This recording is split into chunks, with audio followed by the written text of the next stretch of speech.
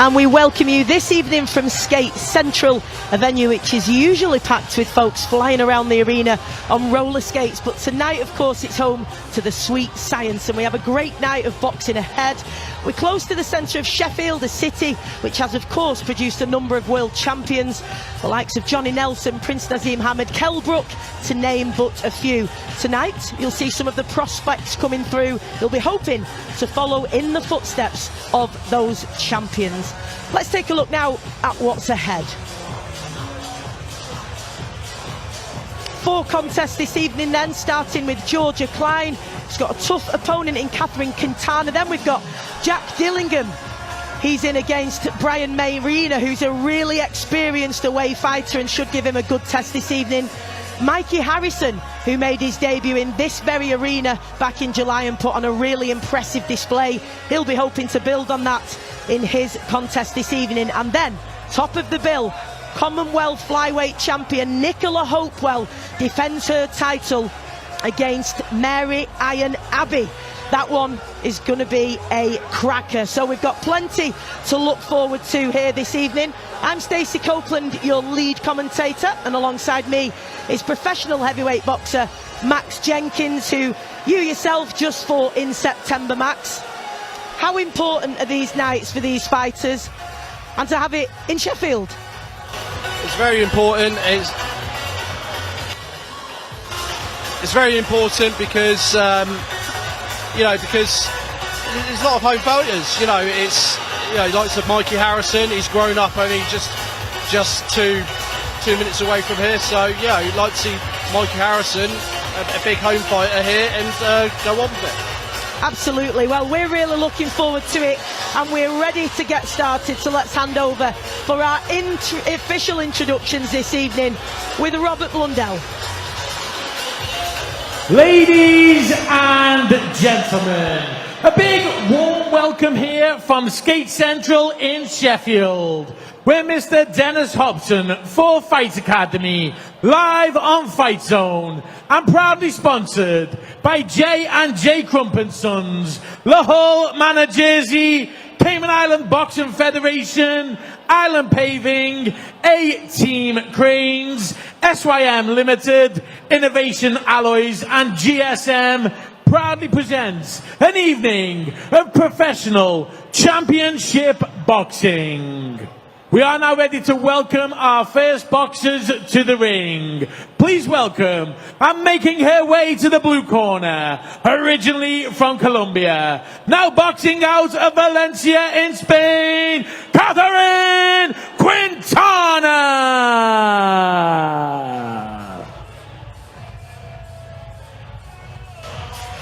Colombian born, but she lives in Spain. Katherine Quintana has fought all over the place, but has plenty of experience plying her trade here in the UK. She's had 32 fights. Of those, she's had 31 losses, 1 draw, and has yet to register a win. Maybe she'll look to change that on her record this evening. And ladies and gentlemen, please welcome her opponent, making her way to the red corner from Sheffield, Georgia Klein!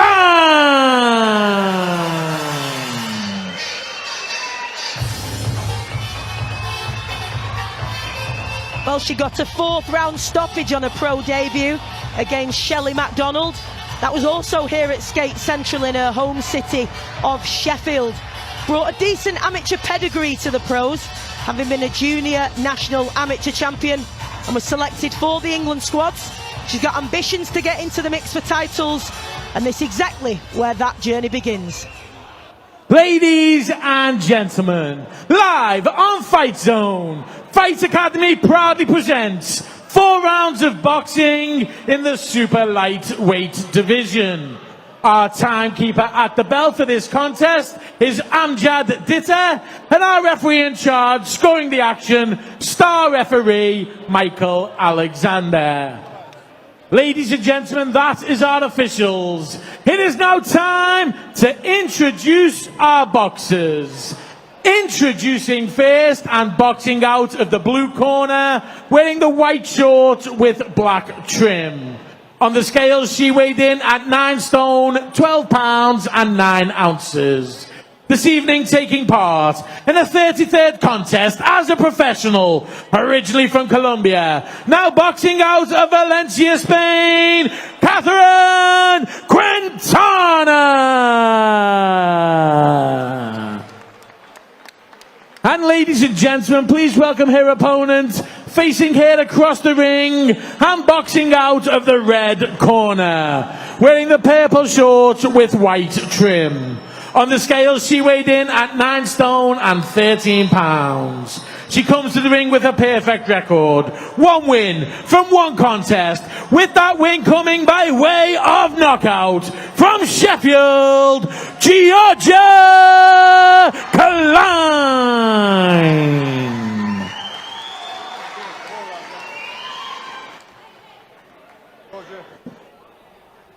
Right, you both know the rules. So let's just have a good clean fight. Okay, most of all to defend yourselves at all times, alright?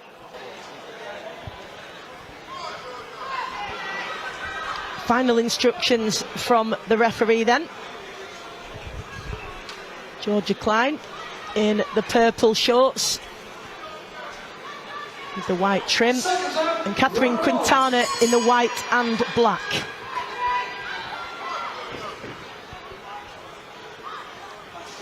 Boxing out of the Manor Boxing Academy, Georgia Klein. It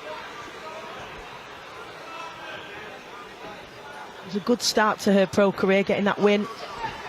Stoppage in the 4th round here at the Skate Central in Sheffield against Shelley McDonald, so she'll look to build on that now.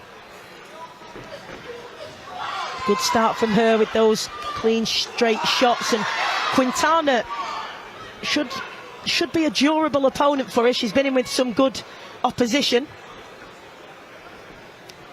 Faced Katie Healy last March and Jordan Barker Porter in July, so she's been around with some decent opponents.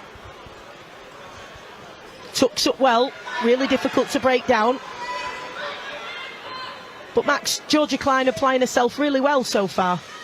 Yeah, she is. All I want to see is maybe a little bit more busier with the jab. Busy with the jab. And step off, but she's good. She's feeling her way in. Nice work from Georgia Klein.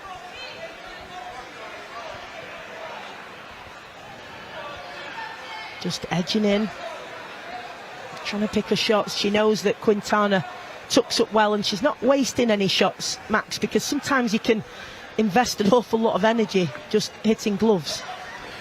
Sometimes with these away fighters, what they do is they like to see what the home fighter's got before they commit, and sort of like, you know, how all the top lads do and top girls do. They go in away corner and see this. Nice little uppercut there from Georgia Klein, which just seemed to poke its way through that tight guard of Quintana. That's a good round. 2-minute rounds, of course, for the females, so you've really got to get to work quickly. And it's had some good sparring, Georgia Klein, with the likes of Stephen Levy and Chelsea Arnell, who, of course, we saw in action last week in Beverley on FightZone TV. Really good, solid fighter who I'm sure will have given us some really good rounds. She does want to get in the mix for titles. She's only 23 years old, Max, and so guiding her well at the moment, because this is all about the development stage, of course, for her making that transition from success in the amateurs to building herself up in the pros, as we see some of her work there on the screen. Definitely, and I like to think, you know, it's no rush for her, is there, really?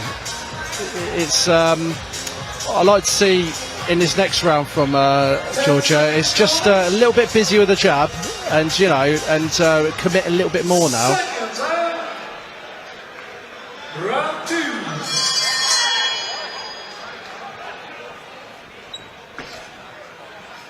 There's that nice sharp jab that you just mentioned, Max, and utilised it well there. Just using it as a rangefinder at times, isn't she? Yeah. Just pouring it out and then looking to step in with that backhand. But lovely straight shots from her. She throws within her own body frame well. Yeah, definitely. I'm starting to like the variation from Georgia now. You can see she's really sort of she concentrates, doesn't she, and really tries to deliberately choose her shots. She's not just throwing for the sake of it and not being erratic, which is impressive from such a young fighter. Definitely, and not only that, is like we just seen then when she jabbed and put a combination, she moved off, pivot off very well there, and that's what a lot of the GB lot do, and you can tell she comes from a good sort of a good background. She does. She was, as I said before, junior national champion, selected for the England squad. She also has a background in football, which is quite a common thing. She got into boxing at an after-school club, though. Really important for youngsters to have access to a variety of sports, because you just never know which one is going to be for them. But she obviously made a choice, and it was a good choice, because nice work again from Klein with those 1-2s right down the middle. I mean, they are getting through, even though they're hitting the gloves. She'll be feeling these, Quintana. Definitely, and what Quintana needs to do is she needs to slip a little bit more, and especially when they're going down the pipe like that, slipping is imperative. She's very experienced, Quintana. She made a debut in 2013, and she had a sizable gap for 5 years between 2017 and 2022. She got that draw in 2016, but has yet to register a win. But Klein finding a way through now, and that's impressive, isn't it, to see that she was able to step through the gears there towards the latter part of that round, Max, and that's what you want to see, isn't it, at this stage? Yeah, you want to see going through the gears, going through the intensity, and we've just seen that, first round, feeling her way in, nothing silly. Now you're starting to see Klein let her hands go a little bit, which is, it's good to see. So I'm looking forward to this next round and see what she does. We're seeing here as she just taps away with that jab and then just sets the bigger shots up, which, again, that's good to see that she's looking to set the shots up in that manner. Yeah. Saw a bit of that shot variety there as well, and very calm in the corner of Georgia Klein, who's choosing to stand. Her coaches Roger Sampson and Gary Wilson. Quintana choosing to take the stool. Round 3. Said that she learnt from her debut, Max, at Georgia Klein, that timing is everything, and it looks like she's really considered and measured and deliberate with each movement, doesn't it? She's been, she's not being wasteful with her shots, and it's nice to see that, and especially new fighters, they don't, they tend to waste shots, and she doesn't, and that's interesting. Turning the screw there, though, as she pushed Quintana up against the ropes, and you could see from our vantage point here at ringside that she was turning her torso more, wasn't she, and getting that twist on the hips with which to load up with those shots more than we've seen in the prior rounds, Max. Yeah, definitely, and you're going to find there's going to be some heavier shots coming in a second. And sometimes if you can't find a way through with that one big shot, you have to either pepper them, or maybe just the volume of shots and intensity can get them out of there. Whether she's looking to get her out of there or not, obviously we can't say what the instructions from the corner have been, but certainly she can raise the intensity at times, and that's good to see. Not only that, it's not only raising the intensity, it's practice for Klein. If she's not firing back as much, let her be in control, and it's experience at the end of the day.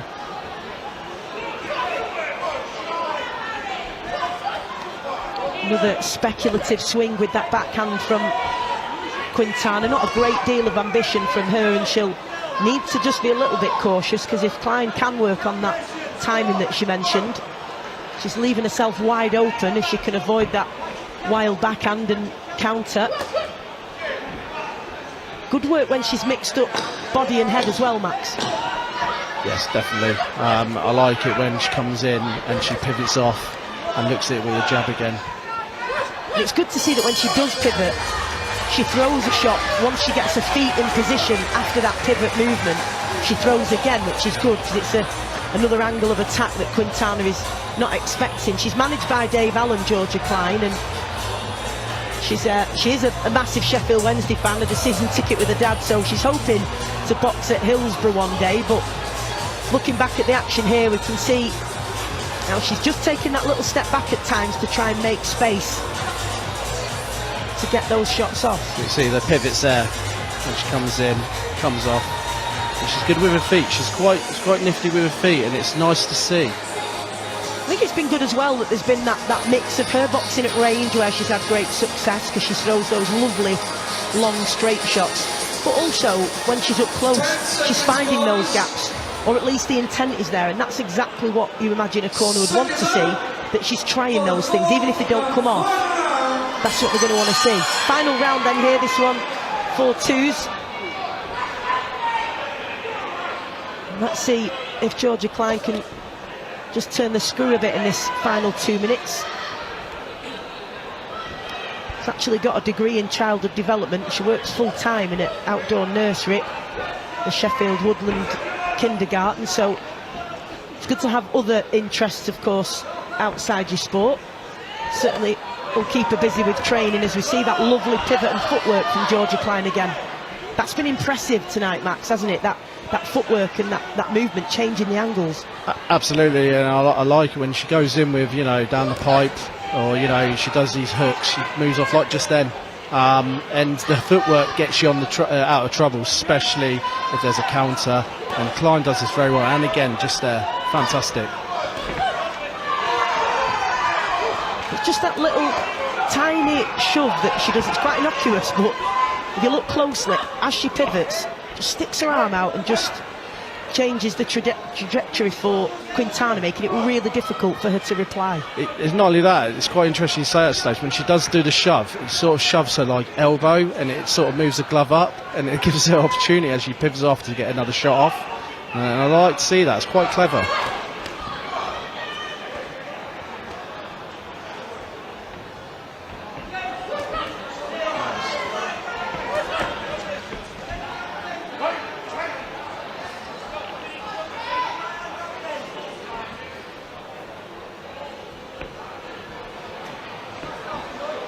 Up to the final stages of this fourth round.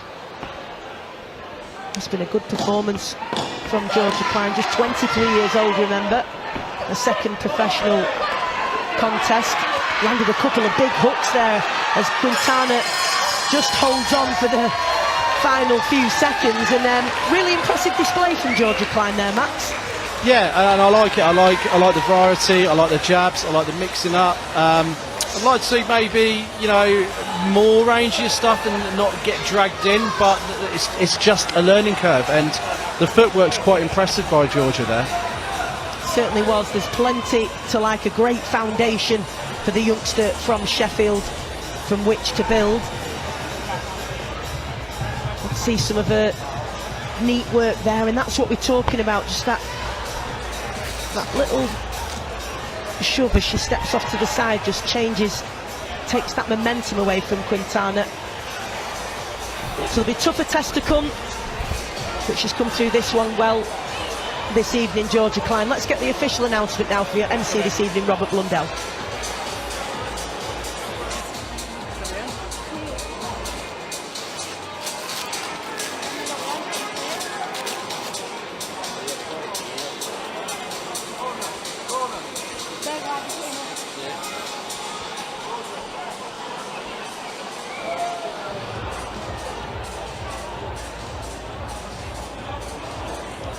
Ladies and gentlemen, can we please have a big round of applause for both of our boxers?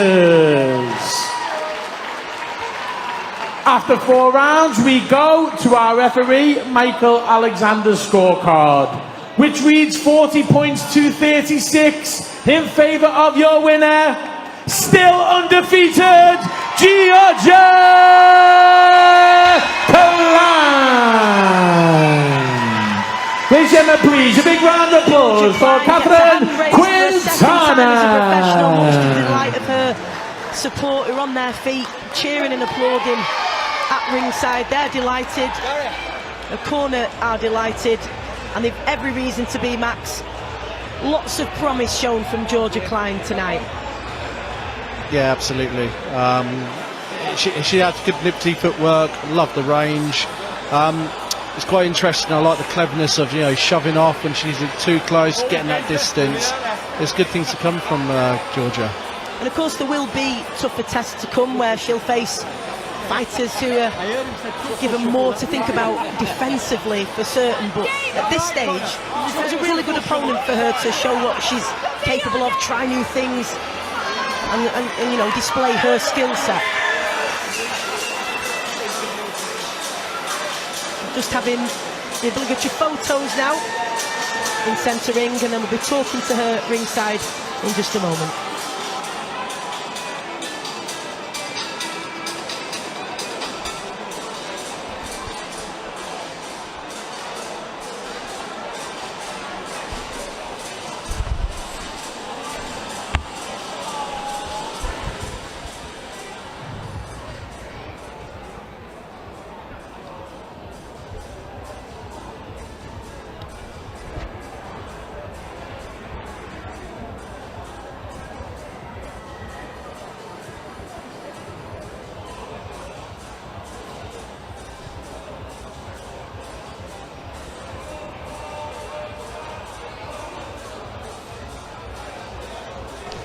Well, congratulations, having your hand raised for the second time as a professional. Really impressive display there with your footwork, changing the angles. Are those things that you'd been working on? Yeah, I have, to be fair, just changing the angles, not smothering my work, just taking my time. She's experienced, she's been in with some decent opposition, she's been here, there and everywhere, and she's plied her trade plenty of times here in the UK. We know that she tucks up well. How hard was she to break down? She was a little bit hard, like, you know, her hand really high, so I just had to work around it. Just go to the body and then to the head. So yeah. How are you finding life as a professional? Just 23 years old, plenty of potential. It's a big shift from the amateurs. You had great success there. How's it been so far? Oh, it's been great. You know, I'm just enjoying the journey and just seeing where it goes. Now, I know you're a massive Sheffield Wednesday fan and you want to box at Hillsborough, but what great support you had here tonight in Sheffield at Skate Central. Yeah, it's my family, friends, sponsors. They do make quite a bit of noise, to be fair. Yeah. So tell us what's next. Are we expecting to be out before Christmas? I don't think so. I think just have a bit of time out, you know, rest and still keep ticking over at gym. So I did this one back to back, so I didn't really have any time off, and I feel like I just need that just to reset and refocus for New Year. Listen, enjoy your second win. Go and celebrate with your fans who've been in great, fine voice tonight, and enjoy Christmas as well. And we can't wait to see you in the new year. Well done. Thank you.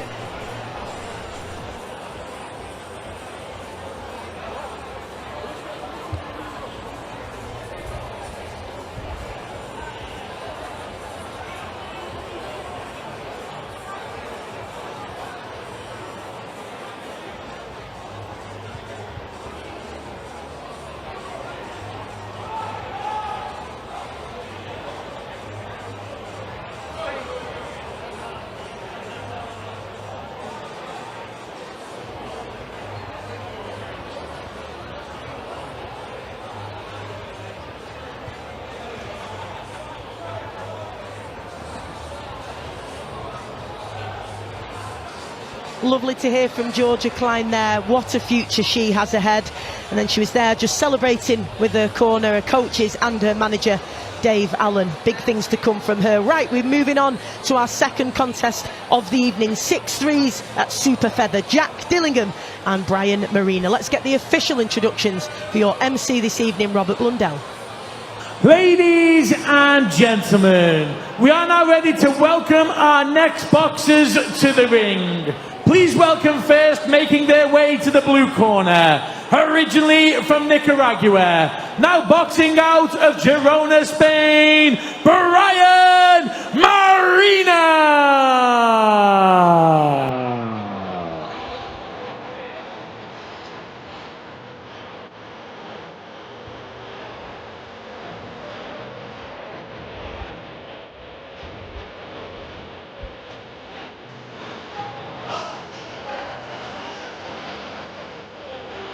28-year-old Brayan Mairena, born in Nicaragua but lives in Spain. He's had 63 fights and against some very solid opponents, the likes of Levi, Giles, Isaac Lowe, Reece Bellotti and Gamal Yafai. So he'll have tested many up-and-coming prospects since his debut in 2016, and he's here to do the same tonight. And ladies and gentlemen, please welcome his opponent, making his way to the red corner, from Derbyshire, Jack Jack Dillingham.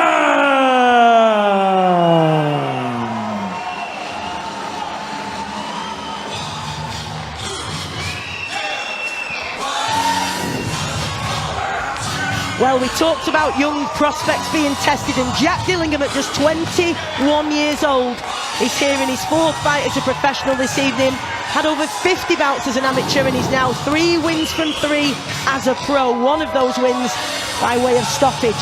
Says he's learnt to take his time and not rush his work. All part of the transition from the amateur to the professional code, and he'll be looking to gain more valuable experience and continue that winning form tonight.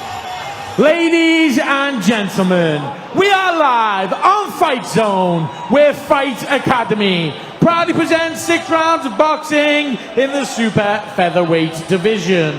Our timekeeper at the bell for this contest is Peter Humphreys. Our referee in the ring, Mark Dowling. And scoring the contest from ringside is Andy Brooke. That is our officials. It is now time to introduce our boxers.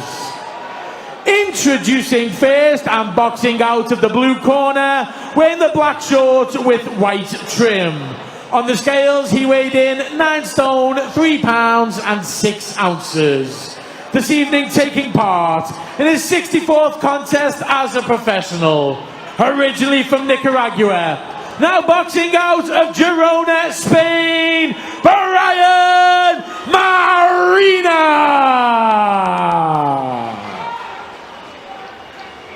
And ladies and gentlemen, please welcome his opponent facing him across the ring and boxing out of the red corner, wearing the white shorts with blue and red trim.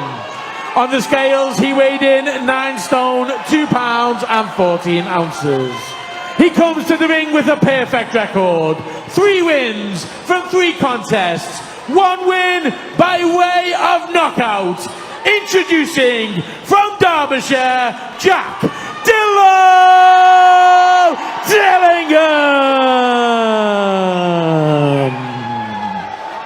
We both know the rules. We want a good, clean fight. Listen to my instructions.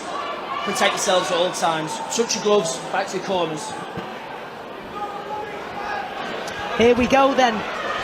Big occasion for Jack Dillingham. 3 fights as a pro for the 21-year-old. He's in the white shorts with the blue waistband, and he's in against a very experienced Nicaraguan who now lives in Spain, of course. 63 fights, he's 15, 47 and 1. He's had 10 fights this year. Last win came in 2022 against Frank Arnold at York Hall. I saw that one, and it was a blistering shot that finished that fight, so Dillingham will be well aware of that. As he just cautiously puts his shots together, and that's nice work in these opening couple of seconds from him. Lovely sharp jab, rocking the head back of Mairena, who's quite often can adjust to opponents, but he has got a slick style. He can be a slippery customer, but he can bang as well, so always got to keep your wits about you. 28 years old. And this has been a good start from Dillingham, Max. Yeah, Dillingham, as he's getting that jab off. The good thing about Brian Maria, you see him in previous fights, he tucks up well. I mean, we saw him against James Wilkins, tucked up really well, like he is, head movement, but he's actually getting quite caught by Dillingham quite early here, and I've never seen this before really, not recent times by Brian. Lovely work to the body from Dillingham, and he's been finding a way around the back of the gloves, just clipping the side of the head of Mairena. There it goes again, he's finding that gap frequently, and those are heavy shots, make no mistake about it. Another big one coming in with the backhand round the side of the head of Mairena. He's going to have to make some adjustments here, because he won't want to be taking too many of those.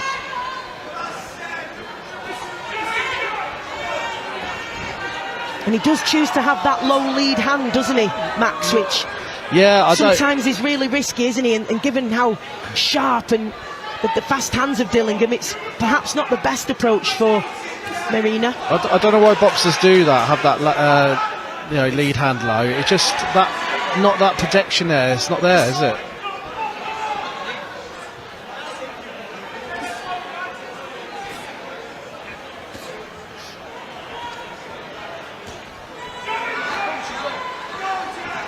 He's one of those fighters, Mairena, as well. If he gets a chance, he'll load up and he'll throw wild shots now and then that can catch you, but Dillingham doing a great job here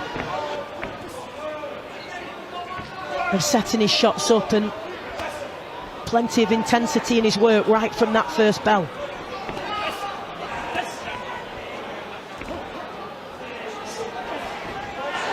Got into boxing as a youngster.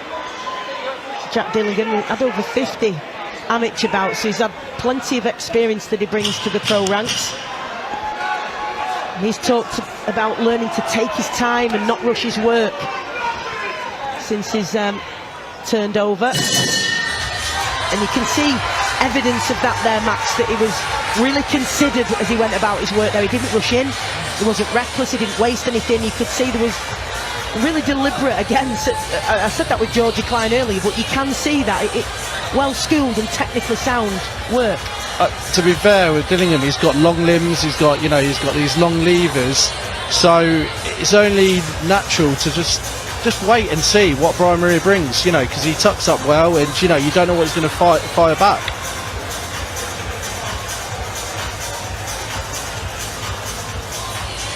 So that was a good hook.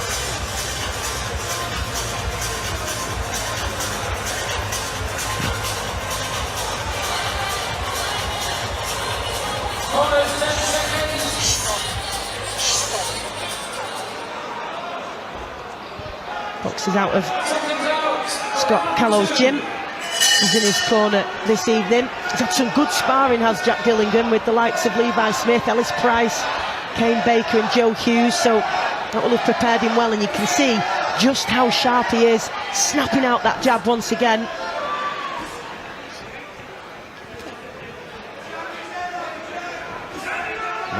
Nice jab there. And that snappy jab makes it really difficult for Mairena to set himself, doesn't it, and get any purchase on his own shots there, because when that's being sort of stabbed in that way in your face, it does take away and shift that momentum, doesn't it?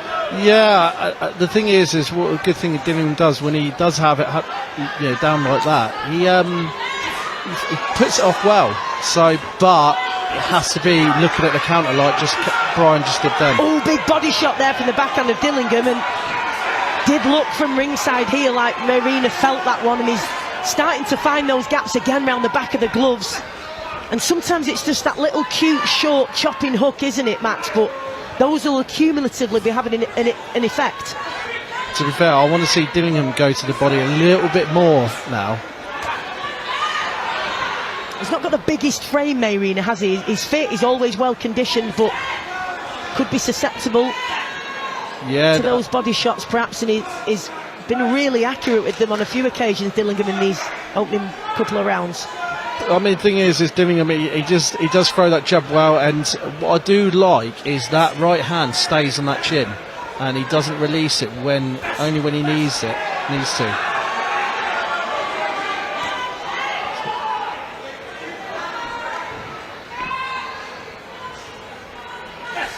Really impressive work from Dillingham there, just using his shoulder just to nudge Mairena back and then fire that backhand over the top.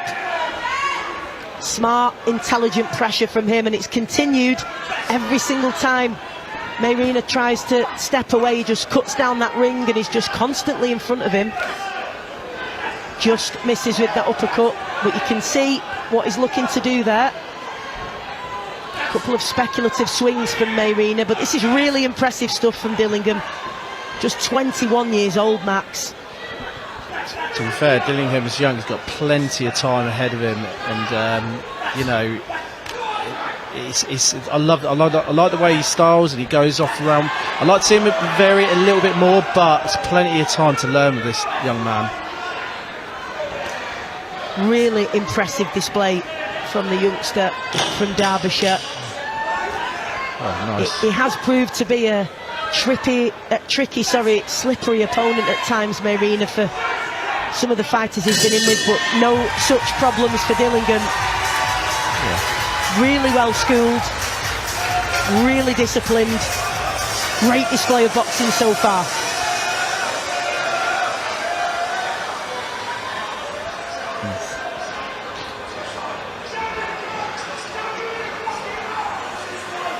We're seeing some of that lovely work here, there to the body, and you could just see Mairena wince a little bit and just took up in reaction to that body shot. And he'll be looking, Dillingham, won't he, to evoke some sort of response from Mairena. And he is that kind of fighter that will come at you, and he does leave openings, and Dillingham is exploiting them.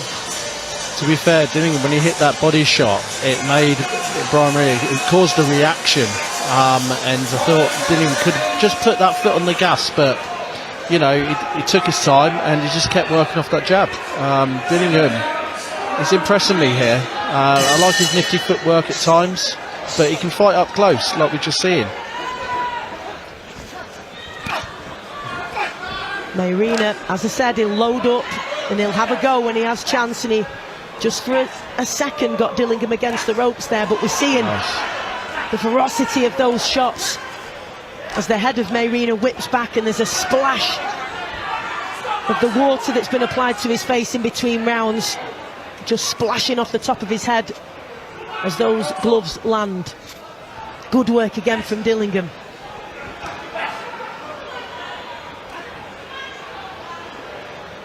At this point, Max, do you want to see if he can up the intensity, sustain an attack and perhaps force a stoppage, or would you be happy at this stage? Well, just as we say that, hold that thought, because he's doing just that as he's hurt Mairena there. He found himself in a little bit of trouble there. Another backhand shipped by Mairena, then he goes down to the body, Dillingham. He has turned the screw here, and Mairena starting to find it difficult in there, although he gives a nod and a smile of acknowledgement and asks Dillingham to bring it on, and I don't think he's going to need to be asked twice, because this has been sharp, intense work from Dillingham. He had him hurt there, Max. Yeah, he did, as you just said right in cue there, Stace. You know, you had him a few hits there, and you know, 30 seconds ago, and I want to see Dillingham just do a little bit more and just turn that screw. And we ask fighters not to get too greedy, and here's us being greedy at ringside and wanting to see a stoppage. But I think the point is, even though it's only his fourth outing, if you see there is an opportunity for the stoppage, you do want a fighter to go for it, and you can see that he's hurting Mairena. He's only been stopped 3 times in 47 losses, Max, so this would make a statement from the youngster if he could get him out of there. It just shows, if he does stop Mairena, it just shows he's doing everything right. But if he doesn't, and he just gets through this fight and wins, you know, he's no slouch by Mairena. That's not, you know. So let's see what happens. Again, really impressed with the way he's setting up those shots and finding the gaps, because they're not always being presented to him readily by Mairena, and sometimes just that tiny nudge, he leans in with that front shoulder. And then that chopping hook comes over. Mairena will always give you a fight though and come back, and that is what's making this one really intriguing and adding just that little bit of jeopardy. Dillingham's got to stay focused, and he is doing. Nice bit of defensive, evasive head movement, and then snaps out that jab once again. He's barely missed with that jab as Mairena bangs his chest and invites Dillingham on. Dillingham, though, staying composed and shows his defensive capabilities there as Mairena raises his hands to the crowd. And this is what adds to these occasions, isn't it, when the away fighter is really up for it, gives the prospect something to think about, and gets the crowd up as well. I think as well as Mairena, especially when he gets hit, you see it in previous fights, even against James Wilkins, he gets hit and he sort of is an autopilot in the first round, and when he gets clipped like he just did then, it wakes Mairena up, and you start seeing a few more skills from him.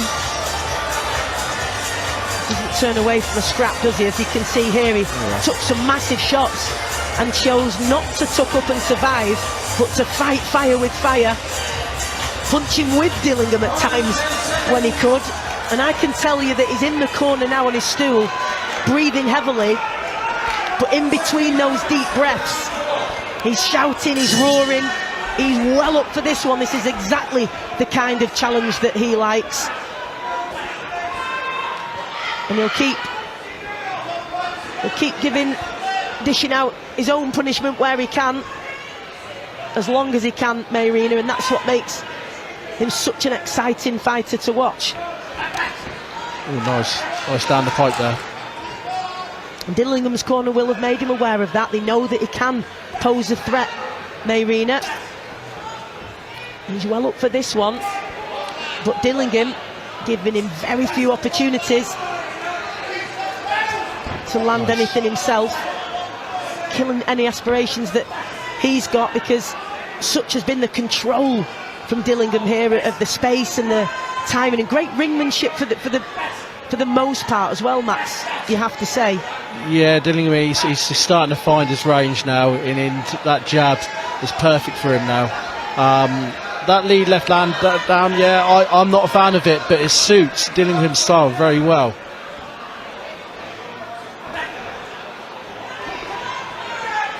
Every time we see when he counters, he steps out of range, and Dillingham's quite clever with this.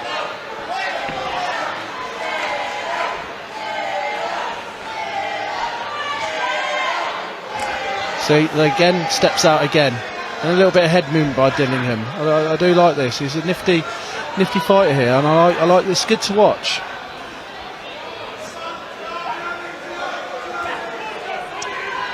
Just clipping him more here. Asked him about his ambitions, Max, and he said to be the best fighter he could be, which is great for fighters to say publicly what they want to do, but I think that's no bad thing, just to simply focus for now on becoming the best version of yourself, and then should title opportunities come your way, that's great. But that's a good sign for him, just being a student of the game, and we're seeing that surely what he's been working on in the gym, and that work to be the best he can be come to fruition here tonight, because it's been an excellent display.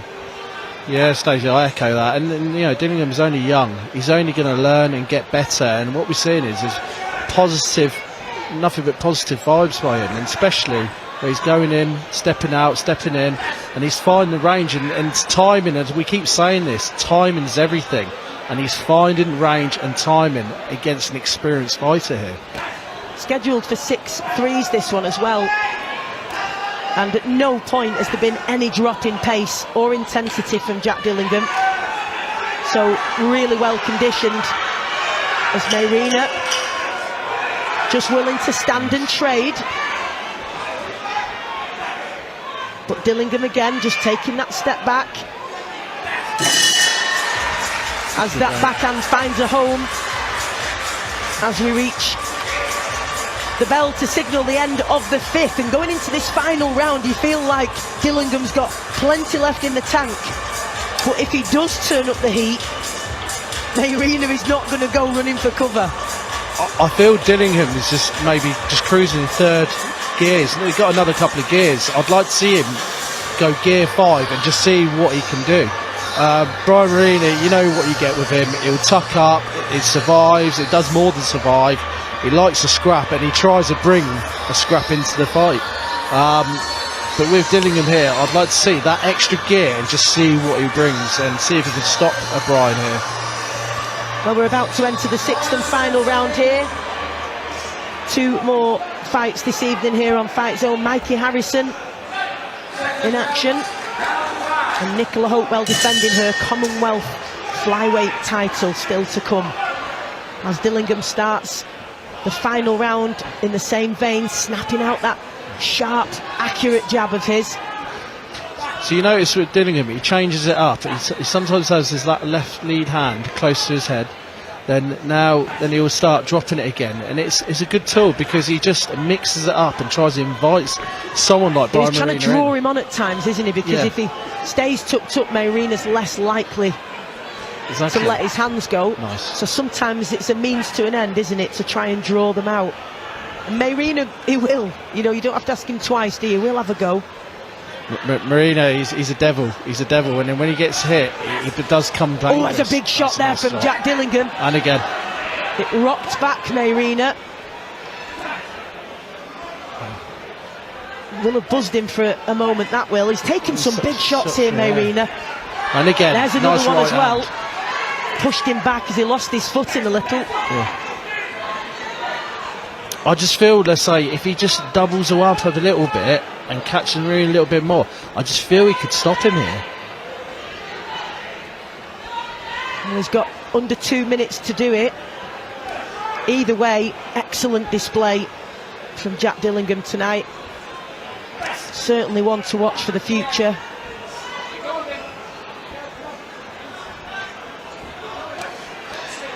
Do you know what, Stacey? You know, it's Brayan is a funny one because he looks like he's knackered in there, but he just gets He through looks the round. tired from the first round, Yeah. but he never ever stops fighting, does he? Yeah, and I don't know if it's just because of the travelling he does from Spain, but it looks like he's done, but he's not. He's a weird one. I think as well, when you're taking this volume of shots with, you know, the heavy weight of these shots coming from Dillingham, you're bound to look a little bit tired or impacted by them, aren't you? It saps that spirit a little bit, doesn't it? But he always rallies, does Mairena? Yeah.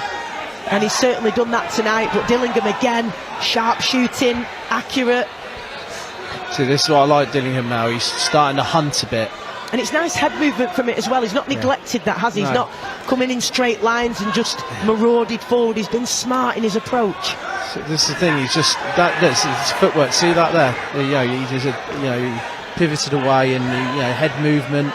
So he's got all the tools here. Got a really good base, good solid stance, and that allows him to sort of have from that base to really launch those lovely sharp shots and get good purchase on them. I just feel Dillingham, he just sort of he turns the screw, then he takes the screw off, and I just feel nice work again from Dillingham. Yeah, down like to that. the body. Very good work. Really enjoyable fight that, because Mairena added that plenty of that jeopardy, didn't he? Yeah.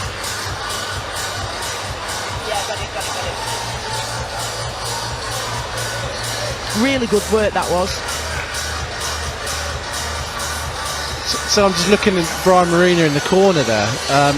He's blowing hard, but I've seen this plenty of times, even after the second round against James Wilkins, him blowing, and I think that was. But look at the position of his body as well in that corner. He's got his arms down by his side, his legs completely straight out. That's a man who knows how to maximise every second of the minute between rounds, isn't it? To get all that blood flowing to the limbs.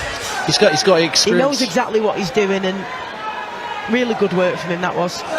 He's got a good experienced corner man in Sam Stokes. So he's got good advice there. So there's no experience in that corner there. Great show of respect between the two there, and you would expect that as well, because they've put on a great display here, the two of them.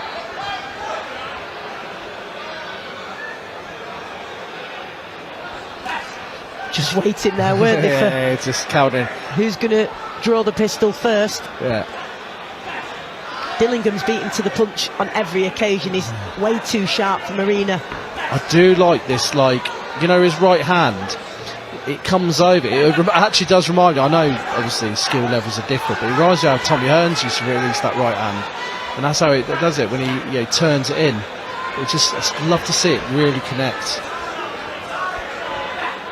Well, we have been really impressed by Dillingham for these previous 5 rounds, and I'm sure you have at home as well.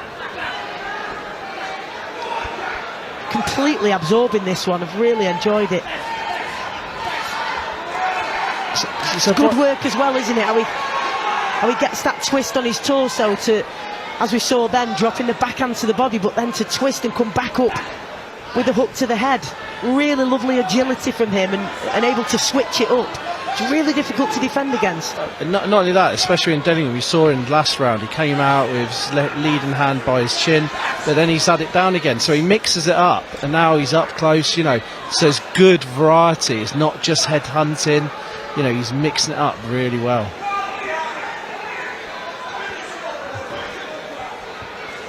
Not as much venom now in Mairena's shots, Max, either. And that's to be expected, because he's taken some heavy shots from Dillingham tonight.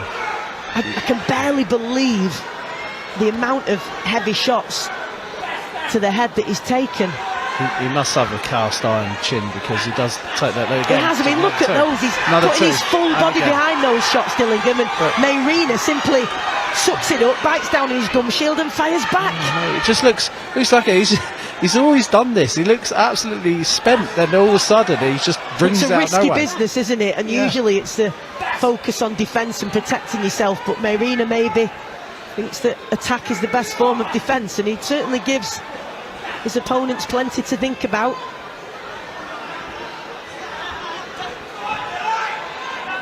Just firing off a few shots, but Dillingham there. That's right hand there. Displaying his defensive ability.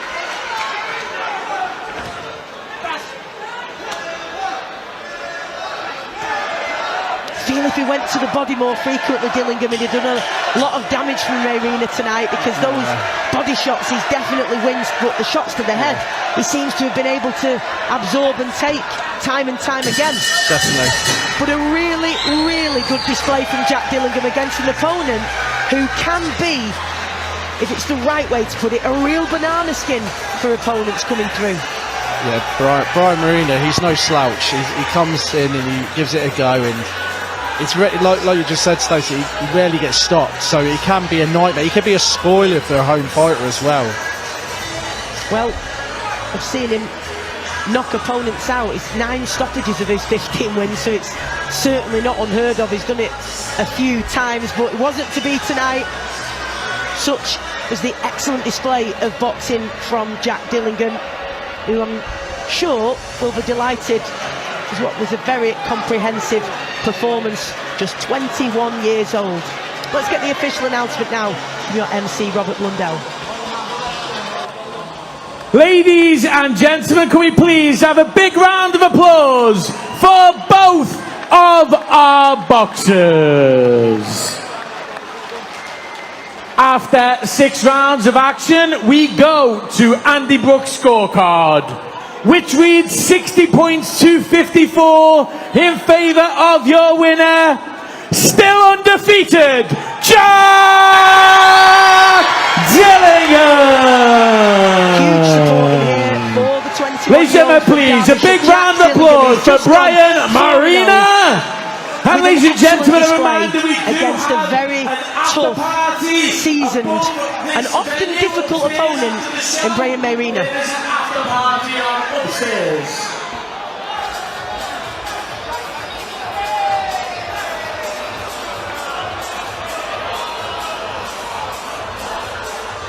Impressive display that, Max. Yeah, definitely.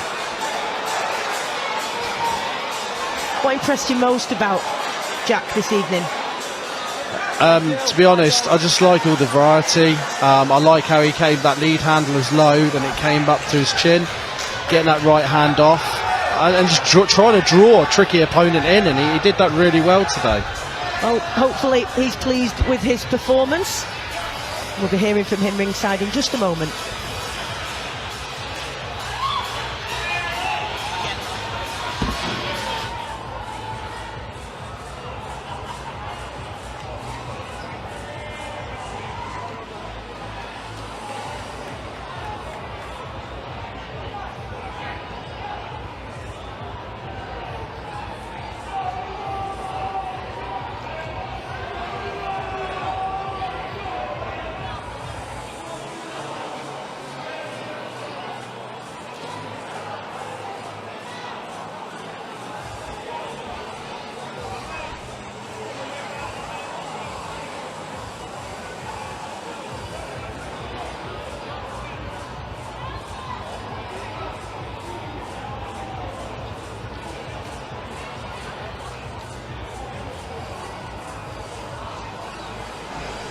Mairena has proved to be a slippery, tough, difficult, awkward opponent for plenty of opponents. He's had 9 stoppages of his 15 wins, only been stopped 3 times himself.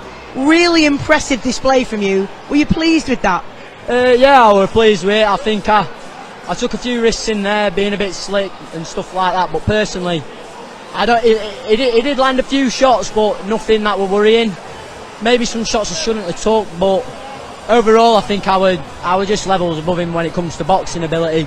When it comes to like grinding it out and being tough, he's a real tough man, but it's what he does, it's his job, isn't it? So We could barely believe at ringside some of those shots that he took to the head. You put your full body weight behind him, caught him flush.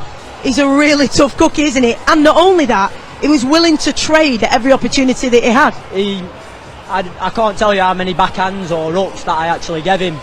I think my right hand's a bit sore, to be fair, but he were always there, and the right hand were connecting beautifully, but I don't know how he took them all, and he just did. The variety of your shots was really impressive as well, though, and sometimes the way you set them up with that little front shoulder nudge and then that chopping right hand just behind his gloves, and also the work to the body. So lots of variety as well that you're able to showcase tonight. Yeah, I think I did hurt him to the body a few times, but as soon as he got hit, he wanted to go toe to toe, and I think I could have done him toe to toe, but it's not. That you're basically just putting yourself at risk. If you can beat him on outside, why would you go in on inside? So that's every time I hit him and I felt I hurt him to the body, you could tell straight away he arched his back and he come in and he tucked himself up well, and there was just no need to go into that battle with him. It was really smart work from you. You're just 21 years old. Obviously, you know, you've had that great amateur experience. You've had a blistering start as a professional. Really impressive performance tonight. What is the plan for you now as you develop, given that you're so young and you have got time? Obviously, I'd like to say I want to go all the way and do all these big things, but my mindset is just to keep every single fight as the next step. That's my next challenge, that's my next ambition. So I feel like if you start looking too far forward, that's when you're going to get caught. And a lot of the young lads do. You're seeing it with Tommy Fletcher last night. Such a good quality lad, and he lost to a good opponent. He didn't lose to anyone like a journeyman or that. He lost to a good lad, but it can happen to anyone, and you just need to. It's just a matter of I just think you've just got to stay humble, and I think he was as well. But you've just got to keep your feet on the ground and keep working. Well, listen, it's no surprise after that display and your previous displays that you're level-headed and you've got that kind of attitude. The final thing I want to ask you about is there was a real huge applause in here when you won, and people on their feet cheering for you. You've got great support that you're building. How important is that to you, and what do you want to say to those fans and the people supporting you and your team? Obviously it means the world. I need as many people as you can, especially when you're on shows like this. Like, I'm not on Matchroom or Queensbury shows or like that, so I need as much support as I can get, and I appreciate every single person that's come out to me, all my sponsors that are looking after me and giving me the money so I can train, so I can afford to have this lifestyle. And yeah, I just can't thank them any more than what I have, and hopefully they'll be here for the next one as well. I'm sure they will after that performance. We really enjoyed it at ringside. Well done, enjoy the night, go and be with your fans, and well done. We can't wait to see you out next. And in a moment we'll be chatting to Dennis Hobson about the Cayman Islands show. Got 2 fights remaining here, of course. Mikey Harrison and the Commonwealth Flyweight title as Nicola Hopewell defends her title.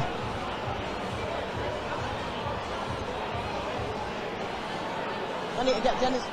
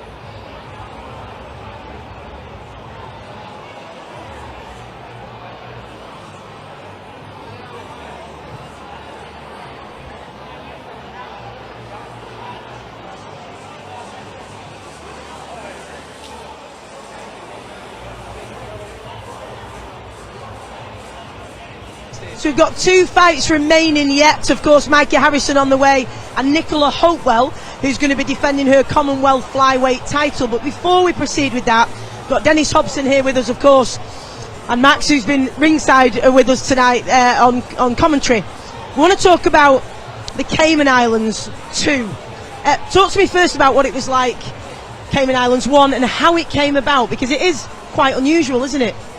Yeah, I think, Stacey, you've been with us for quite a while now, and you've seen what we're trying to do. We're trying to break down different barriers and go in different territories. When we had the COVID, we did the first ever driving show, and then we did the car park shows. So I'm always looking to do something different. I've been in this game 30 odd years, and I've manoeuvred kids who aren't supposed to win world titles to world titles, and I think breaking down different frontiers, like the Cayman, we were going to do Thailand, we've just done a USA versus the UK, and it's just something to keep reinventing ourselves, and that's what floats my boat, and we've got a better team than ever. When I had Ricky Aina, I had Clinton Woods, and I had David A, I've got the best team ever. If I got this team with me when I had those sort of opportunities, we'd still be at the top table. But I'm always knocking on the door. We're knocking on the door again, and going out to the Grand Cayman. They've never had big shows. There's a lot of British expats there. There's a lot of money there. They want events there. So I've come along. My friend is Roy Jones. I've got Spencer Oliver. I've got big personalities who want to come out here. We're doing a world title there, a WBF world title, Conor McIntosh against Mandeep Jangra. It's a proper world title, and people will say, oh, but they're not the highly rated. I'll guarantee you that will be a great fight. Like last week when you were there for the Craig Derbyshire fight for the Commonwealth. People saying, yeah, but Craig Derbyshire's never look at the record. That were a cracking fight. That should have been on here tonight. But I went over there for Curtis, my friend Curtis, and put Adrian King on, who ended up not being on. That should have been on this show tonight, and this show would have been absolutely... It's a good show. It's the magic of boxing, isn't it? How it changes, and it's all the jigsaw pieces. Tell us about boxing in the Cayman Islands, and what was the atmosphere like? How was it received by the locals? How is boxing developing there? Well, Katie Healy, who's a Commonwealth champion, she ends up being, it turns out we get invited to the governor's house, which is a big thing out there. Turns out Katie's from the same area that the governess is from, in Birmingham. So they ate it off. She'd never been to a boxing show, the governess. She ends up coming to watch Katie, gets in the ring. She's a fan, all of a sudden. So we're converting people already. So what boxing's had, we've had a cult following, and like it or loathe it, these misfits and all that. It's not my game. I don't really care for it. But the one good thing is we're getting a crossover. Non-boxing fans are becoming boxing fans. So you're getting this country is surrounded and it's saturated with football. The boxing doesn't get the adulation and the respect that it deserves. I think that's changing. I'm going to come back to you in just a moment, but Max, I want to bring you in. You know, from a fighter's point of view, you just had your most recent outing in September. How important is it for fighters to have this opportunity, not just on the FightZone platform, but to get experience boxing abroad, different environments with different fans, and that experience of having to deal with travel and still make weight and deal with all the nerves that come with it? How important is that? I think as well, if you look at it, what Dennis has just put on, Team UK v Team USA, you know, it's a different environment, climate, environment, all those different things, and there's kids that are getting a chance on this platform, and this is what Dennis is doing, and and what FightZone is perceiving, getting these kids in, and and these lads, they're hungry to fight, and it's nice to see. So seeing them adapt, seeing them to embrace it, and and seeing the hunger, and that Team UK and USA was a cracking show. Some good fights on there. I want to ask you finally about tonight. Then we've just seen Georgia Klein put in a really good performance. Tell us what you made of her performance tonight. I think all the kids. I think what we're creating here. I mean, you've been on our shows. I don't know how many shows you've done with us, but I don't think we've had a bad show yet. I mean, the matching's great. We've got Daniel, our new matchmaker, who's doing a fantastic job. So, like I said earlier, the team that we've got together in our stage, I think we're going to be. I think we're going to be in. We're going to have some special times these next few years. We're going to have some special times, and we're going to get, they haven't got to be Olympians with us. These kids who's fighting. And there's got to be a platform and a pathway for fighters because there's very few that are going to get that opportunity, and even if they're good enough, you do need that little bit of luck to get there. So it's really important that you know, promoters like you create those opportunities. Really good performance from Georgia Klein. Obviously, we've just seen Jack Dillingham. We've got Mikey Harrison on the way. But top of the bill tonight, Nicola Hopewell, Commonwealth title defence, and just signed a 3-fight deal with you. How exciting is that for you to be able to guide these young fighters and prospects on this stage of their careers? Well, Mikey's just started with us. He's a big ticket seller, very popular lad. Nicola, they both, I'm afraid to say that they both support Sheffield United, but that's not their fault. But they're great kids, and they give me the inspiration and the passion just to carry on with this game. I've been in it, like I said, 30 odd years. I want to collect titles with Nicola. She's a beautiful person, a beautiful kid who can actually box. She's got a great story. Mikey's the same, but he's just at the start. You watch how we collect fights. She's in titles, sorry. She's in with a tough fight tonight. She's in for a tough fight tonight. She comes through that, she will tell me that I can get on the world team. Well, we can't wait for that. Dennis, good luck with the Cayman Islands 2 show. Max, you'll be back with me in just a moment. So unfortunately for you, you've got to put with me for a bit longer. But Dennis, thank you very much. 2 fights on the way. As you've just heard, Mikey Harrison on the way next. And then Nicola Hopewell in with Mairena Abbey defending her Commonwealth Flyweight title.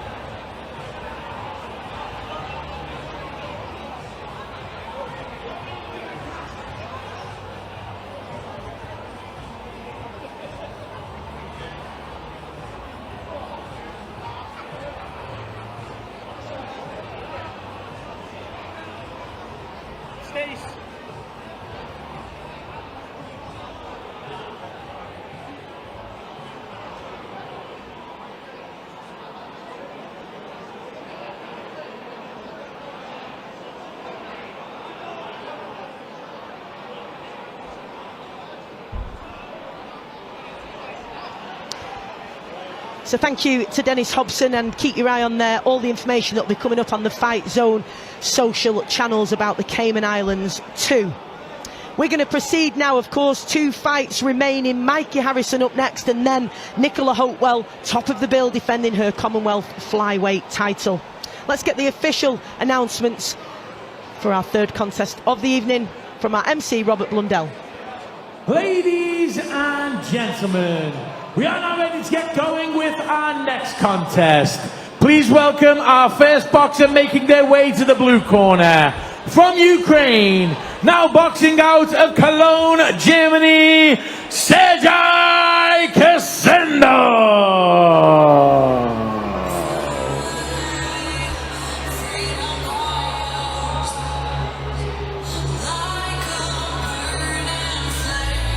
Well, Ksendzov in his 12th outing this year, of his last win in 2022 against Sucru Alte, and has shared the ring with the likes of Mark Jeffers, Mark Heffron, Tom Rafferty and Bradley Ray, so he's had plenty of decent opposition.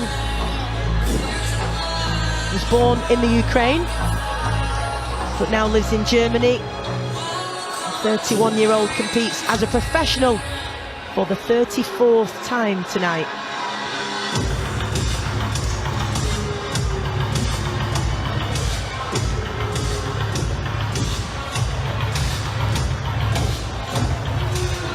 And ladies and gentlemen, please welcome his opponent, making his way to the red corner, from Sheffield, Mikey Harrison! Well, the decibels in here go up a notch as the crowd await the appearance of Mikey Harrison. There he is, was part of the commentary team for his debut here at Skate Central back in July. We were really impressed by the way he went about his business. He was very composed, boxed well. He says he's learned a lot from that experience.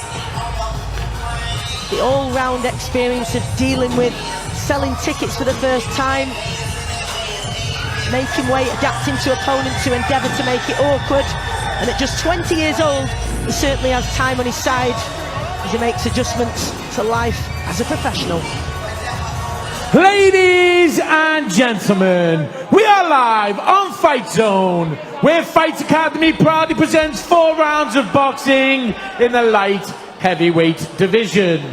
Our timekeeper at the bell for this contest is Peter Humphreys, and our referee in charge scoring the action is Andy Brook. Ladies and gentlemen, that is our officials. It is now time to introduce our boxers. Introducing first, boxing out of the blue corner and wearing the white shorts. On the scales, he weighed in at 12 stone, 6 pounds and 8 ounces. This evening taking part in his 36th contest as a professional. Originally from Ukraine and boxing out of Cologne, Germany, Serhii Ksendzov!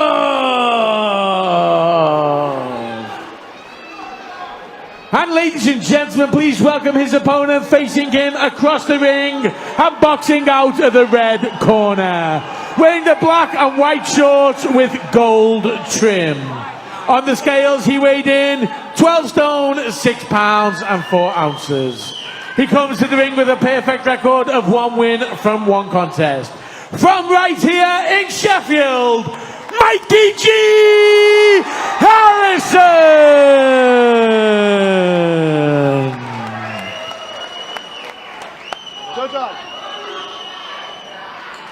Boxers, you both know the rules. Obey my commands at all times. Defend yourselves at all times. Good luck to you both. Touch gloves, back to your corners. It was an impressive display for his debut here in July for Mikey Harrison. Boxed Victor Adega, won that one on points.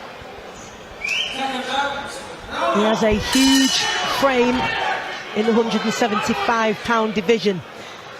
He's in the white and black shorts with the gold waistband. Ksendzov in the white shorts. And he's going to have his work cut out tonight because he's really strong, is Mikey Harrison. And as you can see, has a considerable height and reach advantage as well.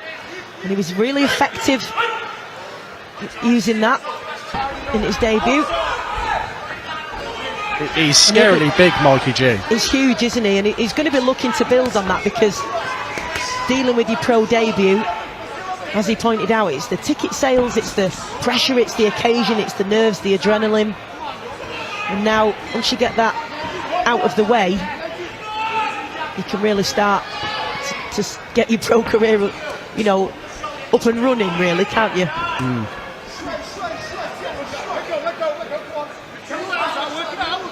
So it's a bit scrappy in the first, you know. He's making it scrappy, Ksendzov, isn't he? And Harrison's got to make the adjustments in order to keep it at range so he can box nice and tidy and clean, as we know he can do. That's better from him.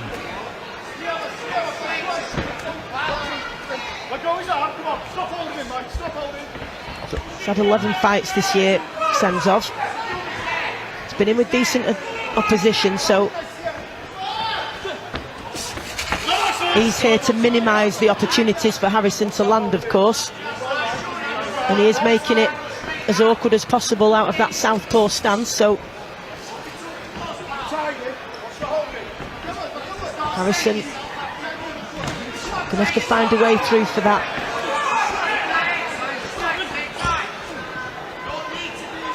He's not afraid to let his own hands go, is he, Ksendzov, either, although he is here to make it awkward. He's giving a bit of his own...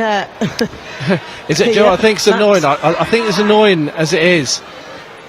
Him being, you know, a southpaw, and he's just switching. It's a bit awkward, and I think that's what Mikey's trying to adjust to. He's had 34 fights, Ksendzov. He's had 4 wins, 30 losses. He's only been stopped 3 times, and although what he's lacking in height, he's a sturdy, robust build, isn't he? Is it quite a unit? He's thick built, isn't he? Yeah.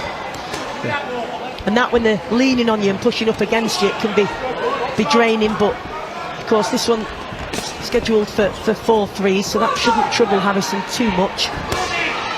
Just finding it difficult to create the space here, isn't it? And stop him from spoiling him. To be fair, I think just Mikey's just trying to find his, you know, his adjustments, his range, and it's just a learning curve. Boxes out of Titans Boxing Gym in Sheffield. John Fuchs and Graham Dickinson giving him the instructions in the corner. What would you be asking Mikey Harrison to do now, Max, if you were instructing him in the corner? I mean, John is, you know, affluent of the game. I think, to be honest with you, I just let the jab go a little bit more, just find his range, try not to step in. Obviously, keep it centre of the ring. That's the first point of call. Keep centre of the ring, because quite clearly his opponent wants to move about a lot.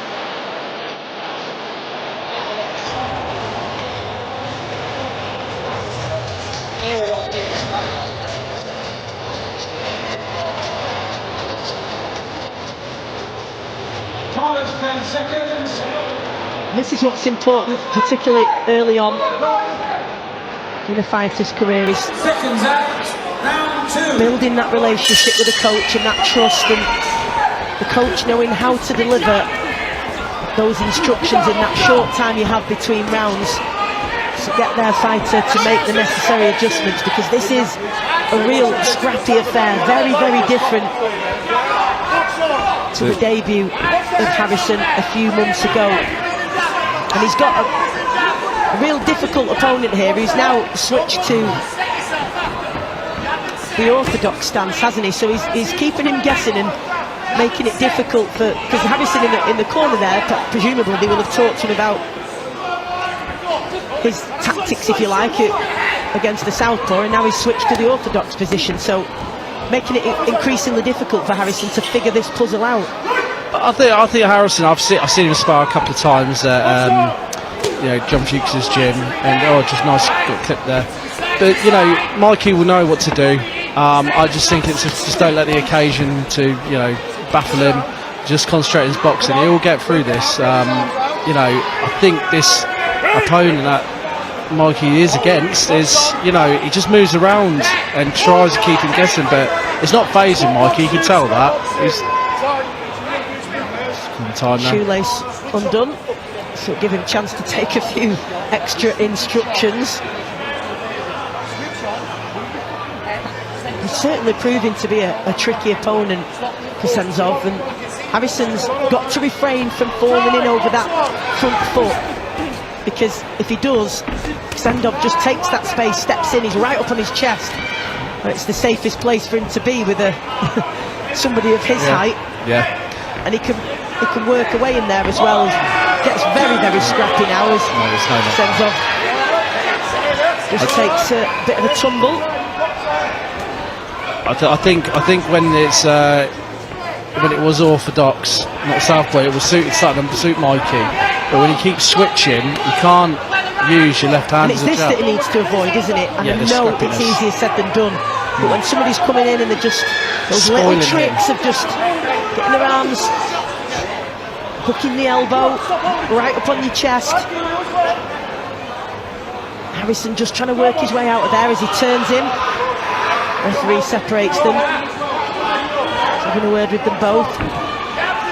He just needs to establish that jab with some authority, Harrison. I think Harrison just needs to work his opponent out. And Serhii, he's awkward and he wants to spoil the fight. He can't. He's not allowing Mikey G to. And ultimately, he's doing his job well, isn't he? Because he's here to make it scrappy, to keep himself safe, which being right up on Harrison's chest is the safest place to be. He's managing to get some shots of his own off though as well. With he has having success, isn't he, Ksendzov? And that's exactly what he's here to do. It's for Harrison to figure this one out. Just 20 years old, only his second professional contest, and a really tough, scrappy customer here with the Ukrainian. Oh, Mikey's cut. Yeah, he's got a cut there to his. It looks like a nick from here on the left eye, above the left eye of Mikey Harrison. So we'll see if we can see them working on that in the corner in just a moment. They have gone straight to work on that cut. Could be problematic, that one. Hopefully it won't impede his vision too much. But this is got ambitions to fight for domestic titles and from there to go as far as possible. Started boxing at 13, Mikey Harrison, to keep fit. He had 23 as an amateur. Won the Yorkshire belt. He feels he's got things to prove to himself and also to those who've overlooked him and doubted him. But from speaking to him after his debut, Max, he's really appreciative of all the support he gets, and he's really reiterated that a big influence for him and those that push him in the gym and the supporters who get behind him are a big inspiration for him as the two come together. Like vehicles colliding on a that's like motorway. a car crash, that then, yeah. It certainly was. 175 pounds, goodness me, that's a lot of weight meeting head on, isn't it? And he is just here to spoil Ksendzov. He's doing his job well because he's making this awfully difficult for Harrison. He's making it difficult for him to look good. Yeah. But these fights are all part of the process, aren't they? It's learning, and Mikey will come through this. And I know he's got to Mikey. deal with the cut as well now. Yeah. It looks like there's blood coming from the nose of Harrison as well. But this makes fighters. Going through these stages makes fighters, and Mikey will come better and better. I think the important thing here, when you get a cut, and when you've got blood coming from the nose, is not to panic. And it's easier said than done when somebody's coming at you and launching shots from that lower position, because he's throwing the right kind of shots at times, Ksendzov, isn't he? Right over the top, those hooking, looping shots, and he's got to not panic here, Harrison. Stick to his boxing. Being drawn into a real scrappy affair here.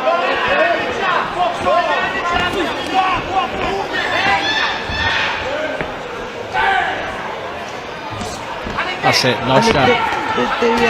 The concern here, I suppose, for Harrison in his corner is that Ksendzov, there's an argument for him taking some of these rounds. Yes, there is an argument. He's not just making it awkward, he is landing some shots clearly, isn't he, and having some successes at times. I mean, knowing Mikey, he will adjust to this, and he's trying to adjust to it. But his opponent is just making it so awkward. He's, southpaw, orthodox, southpaw. He's just 20 years old, Harrison, so plenty of time for him to develop, and as I say, just his second outing, so limited experience. These difficult opponents, and anybody you talk to who's transitioned from the amateur to the professional code will tell you that dealing with opponents who are there to spoil and to make it awkward, it's really difficult to adapt to and find a way to break them down. And Harrison not only finding a difficulty in breaking him down, but keeping him off him as well. Nice shot there. He's roughing him up on the inside as well. Ksendzov is making this messy in every single department at every opportunity. Harrison, you feel like he needs to establish that jab with some authority, get those straight shots going. He's got those lovely long levers. At times he's just perhaps waiting a little bit too long, Max, and he's allowing Ksendzov to launch his own attack.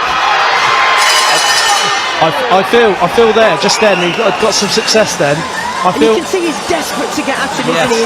Definitely. He's bursting to get at him and push him against the ropes and let his shots go, and he's just not letting him, and it's really difficult to not get frustrated with that.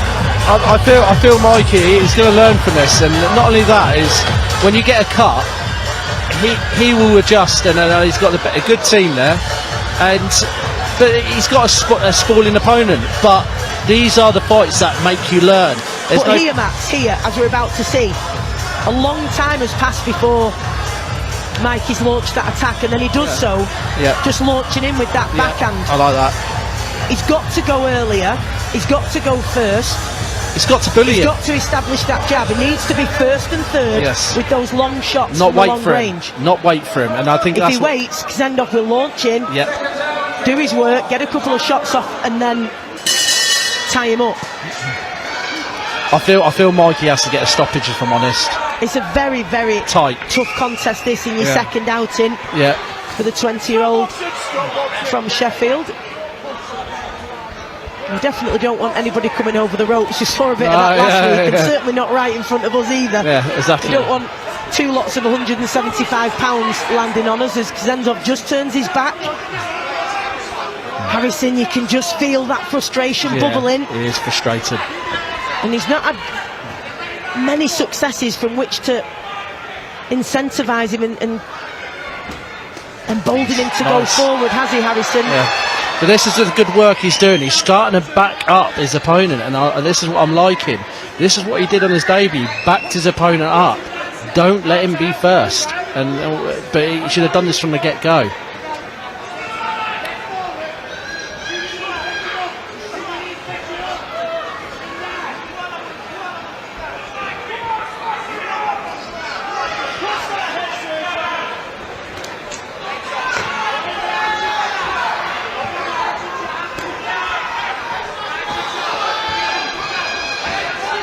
Allowing send-off. Yeah, he's allowed him there. 3 free shots there without reply. Yeah.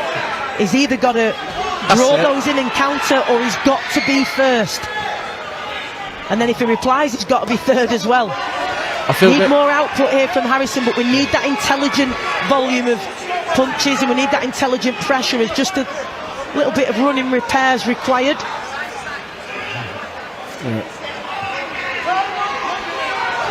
Right then, just over a minute left. Harrison got to impose himself here. A very, very tough bout. Lovely jab from him there. That'll give him some inspiration. That's it. Come on. You feel like when he's landed those shots, Max, he just needs to step up, rather than falling in and allowing Ksendzov to close that gap, and then he can go again. I feel when he's in that mid to further range, Mikey gets success. He can't wait here. He's got to go. Allows Ksendzov to launch his own attack first, though. See, he's made this messy. Ksendzov is first again, but a good reply from Harrison.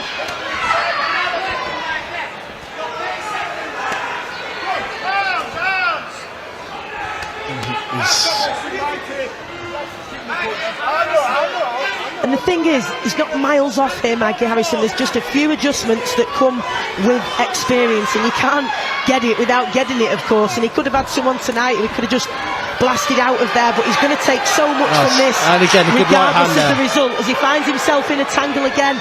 He's desperate to push him off and let his hands go, but Ksendzov getting the better of that exchange. Come on. Ksendzov just on his bike, skipping away as he raises his hands, and he may well feel that he's done enough there, Max. Yeah, look, you can.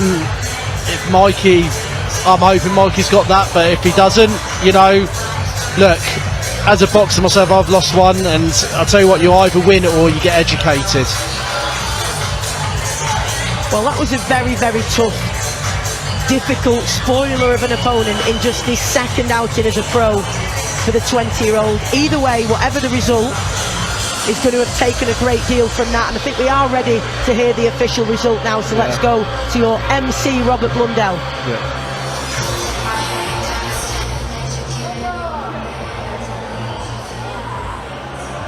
Ladies and gentlemen, can we please have a big round of applause for both of our boxers?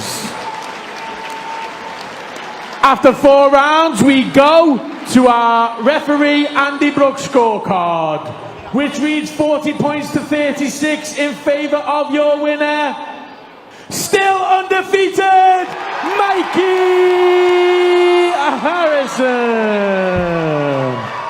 Ladies and gentlemen, please, a big round of applause for Serhii Ksendzov. For the Mikey Harrison supporters in here, Mikey G, as he's known. I mean, and did really well to come through what was an incredibly tough opponent there. And just to reiterate, just 20 years old, only his second fight as a pro. That was a really, really difficult matchup, but applied himself well and will have taken a great deal from it, because that was a tough night for Mikey Harrison, but he's managed to get the win and he goes 2-0. Yep, and to be honest, Mikey, he'll learn from that. I thought, if I'm going to be honest, I thought the way he got that, but, you know, I'm not a judge for a reason. Well, referee Andy Buck giving it 40 points to 36. As Mikey Harrison just in the centre ring with Dennis Hobson and his coaching team as well, just having a few photos, and certainly be a memorable one for him as they just dab that cut above his left eye. And he'll be making his way to ringside, where we'll hear from him in just a moment.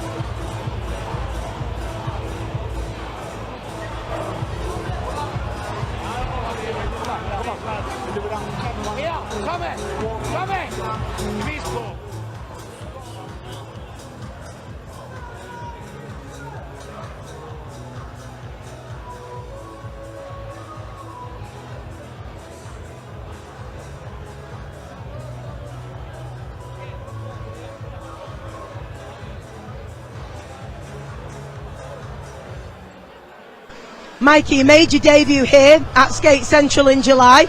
Really impressive performance. I know you learned a lot from that, but surely you've learned even more tonight, because what a tough opponent that was. And his endeavour was to spoil, but he gave as good as he got at times as well. Just how difficult an opponent was he? It was very, very tricky. I think I made it a lot harder for myself by smothering my work, you know, not using my range properly, and maybe just letting it all get a bit too much. Like, he was very, very awkward. He come forward, he was a strong man. And listen, a lot of people don't understand just how much, when these guys fancy it, they will switch on and put it on you. Well, he even switched from southpaw to orthodox, and I'm sure in between rounds you were preparing for a southpaw, and then he switched in the second round. He did everything he could to make it difficult for you. What adjustments did you make in between rounds to deal with that? To be honest, I think that I was the one who was trying to push the fight, working the cleaner shots and actually trying to make the fight. A lot of times he was coming in, tying up, you know, he's coming in with his head, like, as you can see, took a bit of damage tonight, which is never ideal. But I think I was the one trying to push the fight, I was the one trying to work, I was the one boxing the fight. In terms of what's next for you, you're just 20 years old, you've got plenty of time on your side. Could we expect you out before Christmas, or are you going to have a little bit of a rest now? Can we see in 2025? What's the plan? There might be potentially something in the pipeline, maybe boxing abroad, but you know, we'll have to see what crack is with this, with my eye. what John and Graham and Dennis think, you know, end it there. Should we find out? Yeah. Dennis, what do we think? I thought he made it hard work for himself tonight. Are we going to see him out before Christmas? Yeah, well, let me just tell you this first. That I thought he made hard work of it. He didn't listen to John and Graham tonight, but he's got all the attributes to make a fight like that a run in the park. So the next one, what you ask, the question is, will he be out? Yeah, he's going to be in the Grand Cayman with Sir John Fuchs, his mentor, and Graham, and he's going to be on that white sand. That'll heal in no time because it's only a nick, and he'll be gracing that white sand in the Grand Cayman and showing the Grand Cayman and the Caribbean what Mikey Harrison's all about. You'll be able to get a tan, Mikey, as well, so that's an extra one. You all will, can all get a tan. So finally then, what does that opportunity mean to you? And everything that you said about that fight is pretty much what we said in commentary. And even though you know it when you're in there, you can't always make those adjustments, especially this early in your career. What does the opportunity to box abroad in the Cayman Islands mean to you? Do you know what? I would have never, like I said in my last interview, I would have never dreamed of boxing and selling all these tickets and getting opportunities off John and Dennis and Graham to box in Cayman Islands, like to box in Caribbean, and the date is actually the day before my 21st birthday. So how many 21-year-olds can say that? You know, got to be grateful to these guys around me, moving my career forward, and I owe them everything. Can I just say, right, what Ian said, we're saying what's he learned from today and things like that. You know what won him the fight today? Weren't his boxing IQ, weren't how well he boxed, it's how big his heart were. And you know these days, I think we saw at the weekend, didn't we, last weekend, not everybody's got a big heart. Not everybody's got a big pair of cojones, shall we say, right? He didn't box, there's no point lying, he didn't box nowhere near as well as he can. Awkward, horrible guy, and I think we might have to, it was so good in his debut, and I believe in him so much, maybe we have to put the reins on him a little bit more, right? He's got the Cayman, if the eye's okay, we'll have to see about that, right? But what he proved more than anything tonight is that he's got a fighter's heart, and you can't teach that. And at this stage, it's about ticking the boxes for your fighter, isn't it? Can they do A, B and C, and he ticked the box for that tonight? He got cut, he ticked the box, he dug down on his gumshoe when I asked him to do. There's no point lying. We're not going to sit here and say he boxed unbelievably well, because we know he didn't, right? I don't think you could against that opponent, in fairness. He did, he won ugly, and you've got to win ugly in this. Well, you've ticked a lot of boxes tonight. I'm going to give the final word to you. I know that you have massive appreciation for your team and what they mean to you in and out of the ring, but also your supporters. So final word to all of your fans. A massive thank you once again to all of you, everybody who bought a ticket, everybody who sent me a message, everybody who's really behind me. I can't thank you enough. You're the reason that I do it. They're the reason. Mikey, we can't wait to see you out in the Cayman Islands. Get that eye healed. And all of you, thanks so much for your time. Enjoy the rest of the evening, and thanks very much. Nicola Hopewell on the way, defending her Commonwealth Flyweight title next.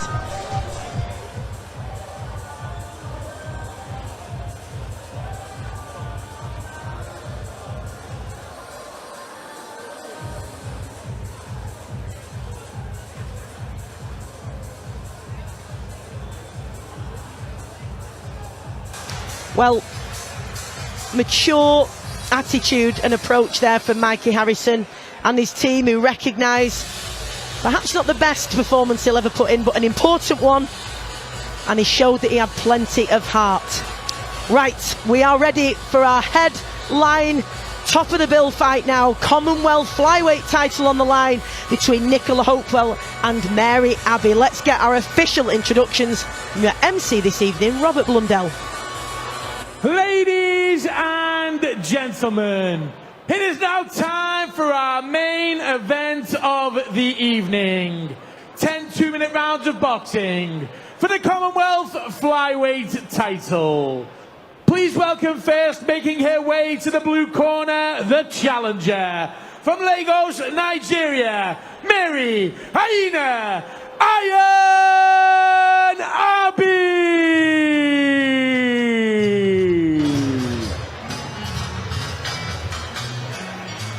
Here comes the challenger then, treating us to a few dance moves. Aina Abbey, 20 years old, from Nigeria. brings with her a record of 12 wins and 1 loss. That loss coming in April this year on points to Jason Marcel. But she bounced straight back with a 5th round stoppage in July against Sade Adeyandu. 10 of her wins have come by way of stoppage, but her opponents have included 3 debutantes and the rest having had under 5 fights, so difficult to take too much from that record. She does have an awkward style though, and she'll be looking to use that to her advantage in this shot for the Commonwealth Flyweight title. And she's enjoying every single moment of this as she dances her way in front of the cameras to the ring.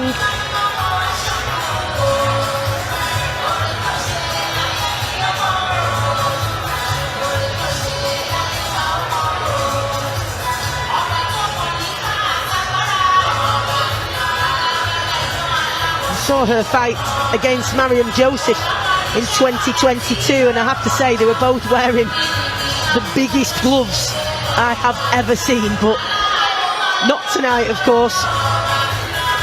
Professional contest size gloves as she hops on one foot and enjoys every moment. Please welcome to the red corner, the champion from Worksop, Nicola Hurricane Hopewell!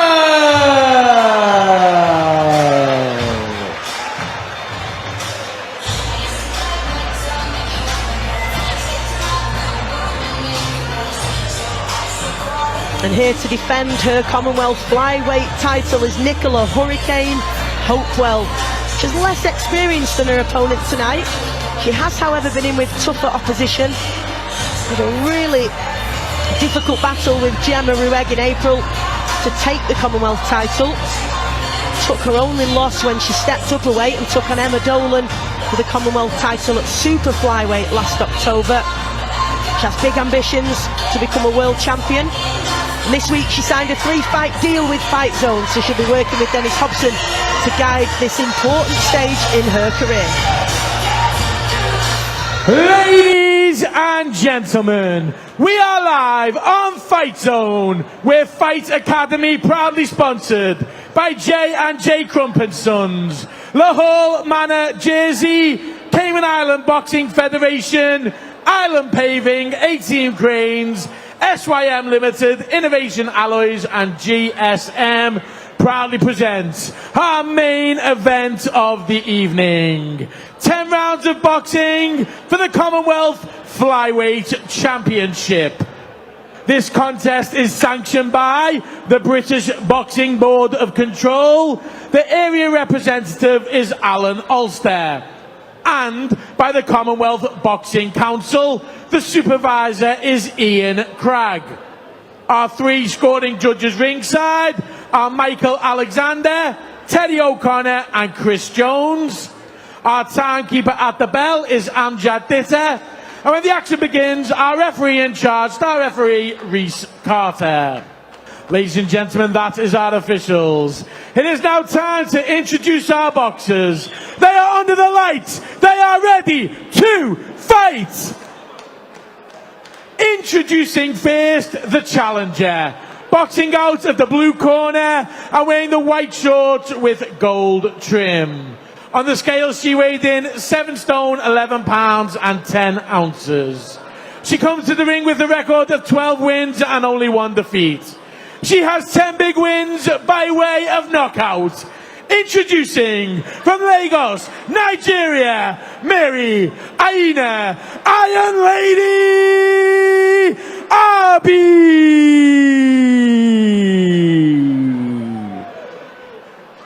And ladies and gentlemen, please welcome her opponent facing her across the ring and boxing out of the red corner, wearing the purple shorts with gold trim.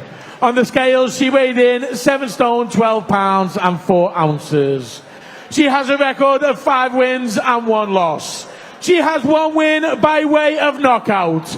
The reigning and defending Commonwealth Flyweight Champion from Worksop, Nicola Hurricane Hopewell.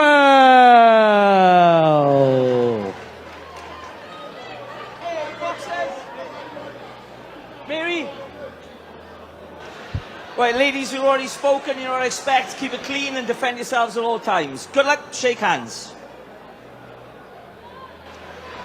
Well, every fighter is individual and different in how they approach their ring walk and those final few moments as the announcements are being made.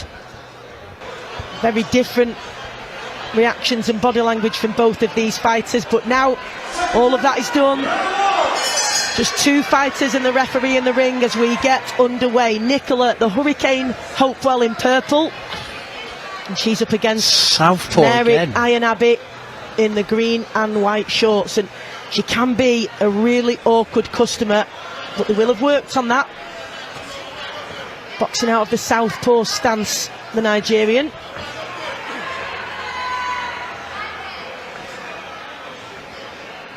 This one, of course, 10 2-minute rounds, so a long way to go. We know that the momentum can really shift over the 10-round distance. And there's no feeling out here. Both getting to work quickly here, Max, aren't they, in this opener? Yeah, I think Nicola, she just needs to establish her authority a little bit. I just feel she, the other girl's just taking centre of the ring a little bit. So I just want to see Hopewell come into this a little bit more. A minute gone in this opening round. They are short, these rounds. You've got to make sure that you're effective and busy. Nice work to the body there from Hopewell. Just circling one another, looking for the openings. She is just boxing on the back foot, Hopewell. She's got to ensure that she's landing effectively, because otherwise it can look as though Abbey is the dominant opponent by holding that centre ring, Max. Yeah, I think obviously being against a southpaw as well here, it takes your jab away straight away. Oh, lovely work from Hopewell there, though. Caught one right on the chin there, Abbey. Yeah, it's a hard one to sort. It's a very, very evenish round. I don't know how you got it, Stace. Well, I think that was moments of success from Nicola Hopewell there, but she's boxing on the back foot and she can't allow Mary Abbey to take that centre ring and look like she has the dominant position. That's the important part. She's going to be on the back foot and she's going to draw her in. She has to make sure that she's clear and accurate and precise with that counter punching, isn't she? Exactly. I think especially if you're a champion, you've got to establish the authority. You can't have someone take the authority. And I think Mary's sort of done that a little bit in the first round, so Nicola's has got to take that centre of the ring there. Boxes out of Riley's gym in Sheffield, Nicola Hopewell. The coach, Daz Medcalf, but she's trained a lot with Ebony Bridges for this one, as Daz has had a bad back during this camp, so he's overseen it all. But Ebony Bridges, who's been a huge supporter of Nicola Hopewell, supporting her journey in a variety of ways, and as I said, she is an awkward opponent, Mary Abbey, because she's quite unorthodox at times, throws from, let's say, unusual angles sometimes, and obviously out of that southpaw stance. However, her chin is right up in the air, so if Hopewell can time it and just evade those shots and counter, she'll rock her head right back, Max, because Hopewell has a really tight guard, doesn't she? And she's sort of got that lower position with her head tucked in, but Abbey's head is right up, isn't it? If she can just land one. There we go. A good lead hand from Hopewell there.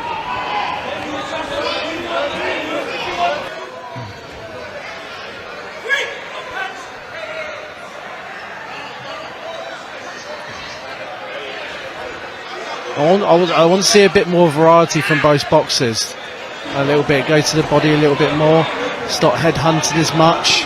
Not willing to give ground too much, Mary Abbey. When Hopewell comes in, she fires as soon as Hopewell advances. And then just uses those deceptively long arms that Mary Abbey has to keep her off.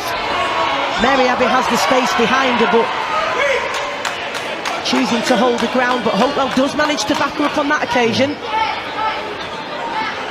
I think Mary, when you're taking centre of the ring, you have to establish dominance, and like those occasions, she's miles out, Mary Abbey. She doesn't bring her feet in. Exactly. So if Hopewell can just time it, and when she throws those long looping shots like that, brilliant.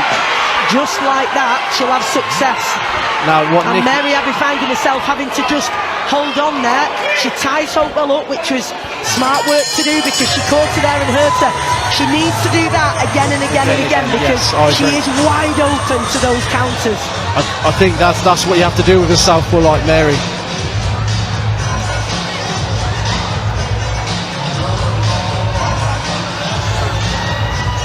Interestingly, looking at the corner stage, you know, now Mary looks a little bit more panicked, whereas Nicola has gone into that corner a little bit happier. So, you know, it'd be interesting to see what Mary does now coming out into this next round. We're seeing some of the highlights there, and as I was just saying, Matt, she doesn't tend to bring her feet in with her, certainly not every time, Mary Abbey, and therefore leaves herself open when she's swishing those shots around in thin air. Exactly. Nicola has started to get cute to that now, and if she can just step in and capitalise on that, Mary Abbey will have some trouble. Third round then. Hopewell, you feel, is just working out this puzzle little bit by bit, and she's taking centering now. She looks like the dominant fighter, and she's taking this to Mary Abbey.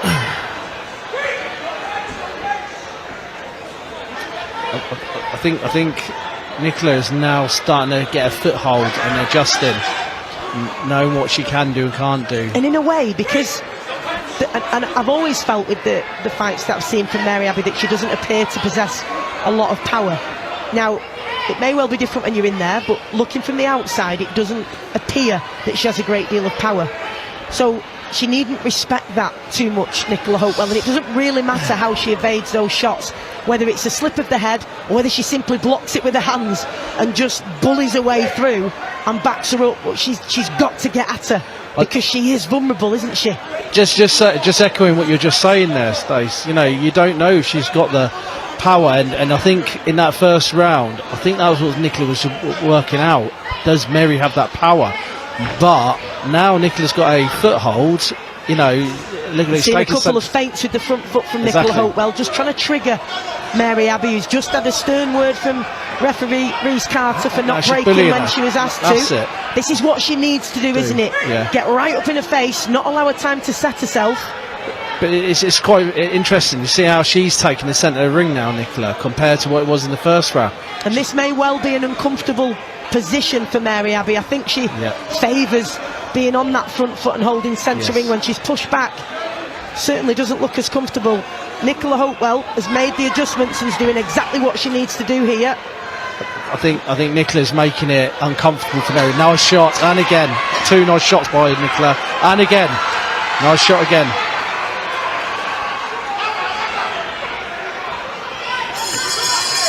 Good round by Nicola, that.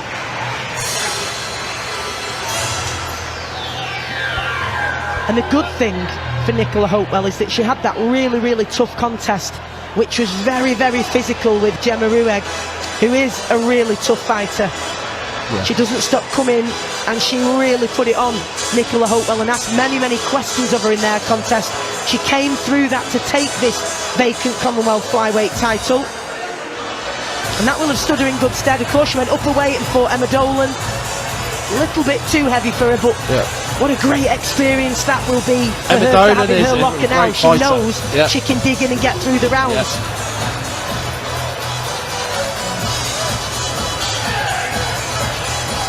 She actually started boxing to keep fit, Nicola Hopewell. She had 32 bouts as an amateur, was 23-9. And now, of course, establishing herself as a professional, this in her 7th contest, defending her Commonwealth Flyweight title. And it looks like she's starting to become more and more dominant as these rounds progress. And as we said at the beginning, these 10 rounders And 12, of course, for the men. The momentum can shift over a long distance. That was a nice little shot from Mary Abbey. Again, very awkward. She's unorthodox, difficult to predict at times. But Hopewell finding a way through with that lead hook. As she's just edging in behind that front foot. Just backing Mary Abbey up, who's not comfortable, you feel, on the back foot. Nice combo there. She's not able to push Nicola Hopewell back though now, is she? And no, not Hopewell started on the round. back foot, and it's really impressive to see that she's been able to make the adjustment to take that centre ring and push her opponent back. Really, really good stuff. That she's applying that intelligent pressure now, and that was one of the really key changes that she needed to make after that first round. As she goes to work here, having nice success with clean shots. That final backhand landing right on the chin of Mary Abbey as she just shoves the gum shield forward to allow a little bit more air to be sucked in. And again, nice shots. Showing perhaps signs of a little bit of fatigue, Mary Abbey. It's quite fun. It's quite fascinating that now. She is looking tired now. Nicola has now been the one that bullies her opponent around, taking centre. She's not able to keep Hopewell off Mary Abbey as she was in the earlier round, and certainly in the opening round when she was applying the pressure. Definitely.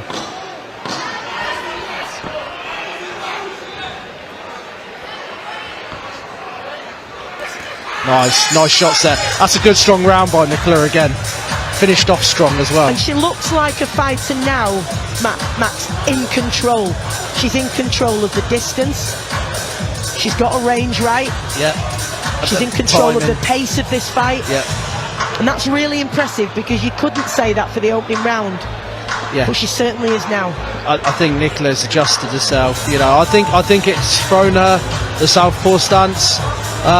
But I think now Nicola is establishing well. These last couple of rounds, she's getting a foothold in.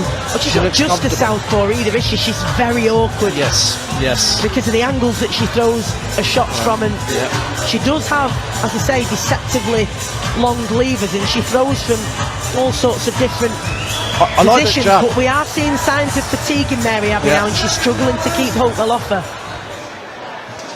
Let's see how this round goes.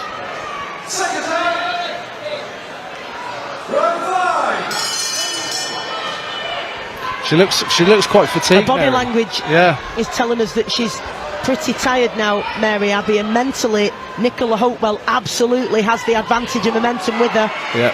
And you see when she backs Abbey up and she lets her hands go in those flurry of shots, just why she's called Hurricane, as Abbey just tying up the right hand of Hopewell there on the blind side of the referee. Nice. She's been patient as well. She's not wasting shots. And she knows now that the openings will come, and she knows how to exploit them. She's figured it out, and that's really impressive stuff in just the 6th professional contest from Hopewell. Yeah. Absolutely in control here. Nice Lovely shot. backhand there, finds its way through, and that gives her a taste for more. Nice. These are good combos, and when she launches attack just then, she starts stunning Mary, and she the gum shield of Mary Abbey being forced to the front of her mouth here as she's doing all that she can to take those big gulps of air. Tired legs now. And again. Just circulating around Nicola Hopewell, but Hopewell still looking sharp. Still plenty in the tank for the Hurricane. Nice combinations again. Those are tired legs of Mary Abbey. I feel Nicola. And I feel if she could work to the body here, if possible, it would really take the wind out of Abbey. But a lovely backhand down the pipe, and again, and she's having more and more success with these straight shots down the middle, Max. I tell you what I say. I feel Nicola's still got another gear to go. Can go up. She's cruising for me. I can see her getting stopping her now. Or retiring her in the corner. Well, she's looking very, very fatigued now. Yeah, she looks unsteady legs. We've got a very, very long way to go. Nicola Hopewell, by the way, did Latin ballroom dancing at the age of 5 to 16, and she says it helps her footwork, which of course People say you need a good dance partner, and Well, she's done that in a literal sense, hasn't she? As we've seen some of her work there. yeah. I mean, And just look at how open Mary Abbey is, because even when she's throwing her chin is right in the air. yeah. And it always was from the beginning, but Hopewell now has figured that out, been patient, and she's finding a way through with those shots. And when they land, they're really eye-catching shots, aren't they? Definitely, yeah. I think as well, Hopewell, she's in full control. It will take something special for Mary to turn this around, and you know, you never say never, but look what you just said there, Stacey, about, you know, footwork and that. Look at the best, Lomachenko, you know, they've done gymnastics. So. Well, Aina Abbey is breathing very, very heavily here, and it may just be a matter of sheer exhaustion, because the hurricane will not stop coming and will be destructive for everything in its wake. And at the moment, right in front of the hurricane is Aina Abbey. Just feel it takes one shot. It's going to take one shot here.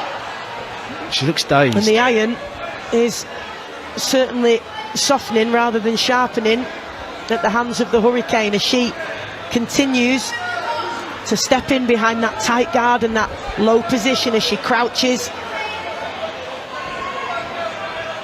hunting down her prey. And this ring will feel increasingly small for Mary Abbey as she does all she can to evade these attacks from Hopewell.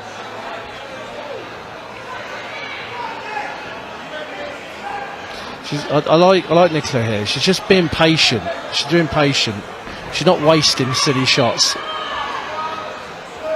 And one thing that she said she's been learning is to take time with the punches and not rush in and get caught. And you can see that. You can see that thought process, and as you say, that patience as she sets up her attacks. I think not taking any risks, because I think she knows she's well in the driving seat here. She's in control of this one. She's got better boxing skills, so in every department she's got the advantage and the edge in strength and power and fitness. So she knows she doesn't need to take any risks here.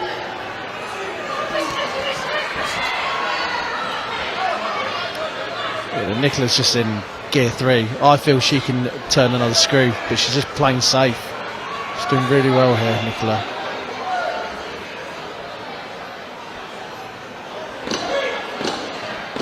There's another round for Nicola.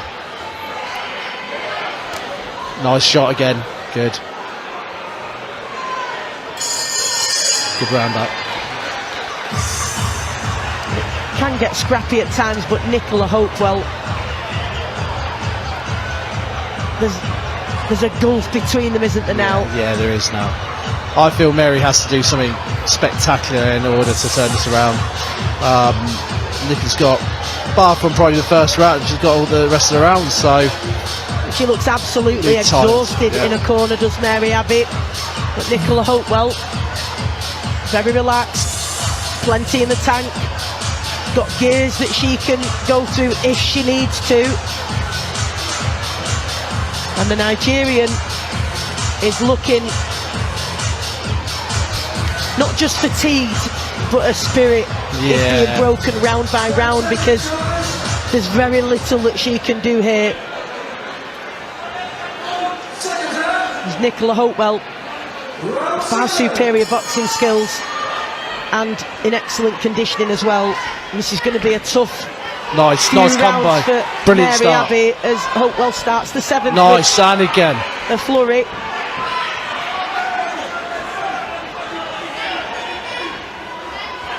Beautiful. Good work from Hopewell now as she backs Abbey up against the ropes. But Abbey, credit to her, willing to trade with Hopewell. As she feints again with that front foot, just trying to draw something from the Nigerian, but very little coming back from her. You feel that at this point, Max, she's only fighting when she absolutely has to. She's trying to conserve her energy as much as possible. I think now it's just a matter of time now what Nicola's going to do, personally. And Nicola's conserving really well, and just I think she's enjoying herself, to be honest. Good to see her working to the body a little bit there, Nicola Hopewell, because she does look very fatigued, Mary Abbey, and those body shots take it out of you. But the work to the head has been excellent. She's been pinpoint accuracy. As Abbey again, mouth gaping open, as she's desperately trying to get oxygen to those muscles, which you imagine now she's really starting to feel the pace of this one. That lactic acid will be building up, the muscles will be tightening, and they won't be doing what her brain is asking them to do, such as the fatigue that's setting in. And she's on very weary legs now as a gum shield comes out of her mouth, and she's been thrusting that gum shield forward time and time again in an effort to get as much oxygen as she can into those lungs. And Hopewell got plenty in the tank here. On weary legs, the Nigerian makes her way back to the corner, and her body language is not giving off any signs of wanting to dig in and fight for this one. She is throwing, but only when she absolutely has to, when under attack from Hopewell. And her supporters, her team, Mary Abbey, are absolutely screaming at the top of the lungs at the ringside, just encouraging and trying to muster every ounce of energy. But she looks very, very despondent as she makes her way back to her stool, Matt. Yeah, it's a matter of time. I mean, the corner trying to get her responsive, you know, she just looks so tired on the stool. It looks like almost Nicola's, it's just like a standard sparring session for her now. It's a difference between two corners.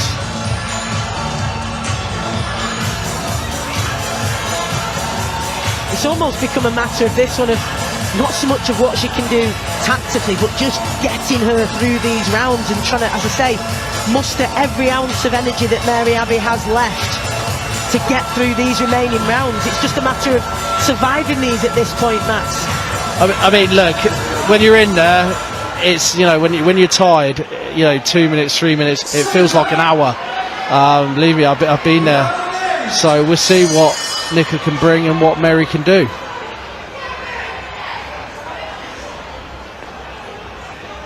It's just boxing on the outside. When you start to get really fatigued, the boxing ring is one of the worst places in the world that you can be. Yeah. Great work from Hopewell there as she lands clean with 3 shots. Pummeling the face again and landing on the chin of Mary Abbey. Backs her up again, and there's very little coming back now from the Nigerian, who looks absolutely exhausted. Mouth gaping open, as credit to her, she tries to launch her backhand there to keep Hopewell off. But it's all in vain, as Hopewell just patiently waiting to pounce again. She's just leaning on Hopewell now. And that's the safest place for her to be, arguably, is right up close on her chest. She's not going to be able to keep her there, though, as Hopewell launching forward with that jab again. Abbey gets her in a tangle, lands a shot, and her team, huge cheers from them, as they'll be cheering every tiny degree of success that Abbey has, just to try and encourage her. Those tired legs unable to provide the launch pad for Abbey to throw anything meaningful at Hopewell, as she comes through with yet another backhand. Taken a lot of big shots, Abbey, and fair play to her. She's absorbed plenty of punishment here, as the referee taking a point for holding. And this is going to make things really difficult for Abbey now, because of course that was one of the things that was in her armour that was helping her, but referee wise to it now, so she's going to have to try and keep Hopewell at bay in a different way, and not going to do it with a backhand like that. It's way out of range. Lovely backhand again from Hopewell, and you wonder how much more of this kind of punishment that Abbey can take, Matt. You know, when we talk about 2-minute rounds, 3-minute rounds for men and women, I feel Nicola could do 3-minute rounds by how fit she is. The difference. Well, perhaps one of the other things we'd like to see is to go to 12-2s, so that even if the rounds aren't longer, because I know they have great issue with that because of the differences in concussion and how it can affect female fighters, to see over a 12-round distance would be really interesting, because then there is more time then, isn't there, to set things up and to build that momentum in a fight. So Perhaps we'll see that, but right now we're set for 10 twos, and a very, very dominant Nicola Hopewell is looking certain as you can be in the sport of boxing, to defend her Commonwealth title now. And Abbey may well just be waiting until that final round to try and rally and give everything she can, but bites down on the gum shield here and catches Hopewell and has a flurry of her own. That's just a little reminder for Hopewell that she's got to stay switched on, and her concentration and discipline has been excellent every round from Hopewell.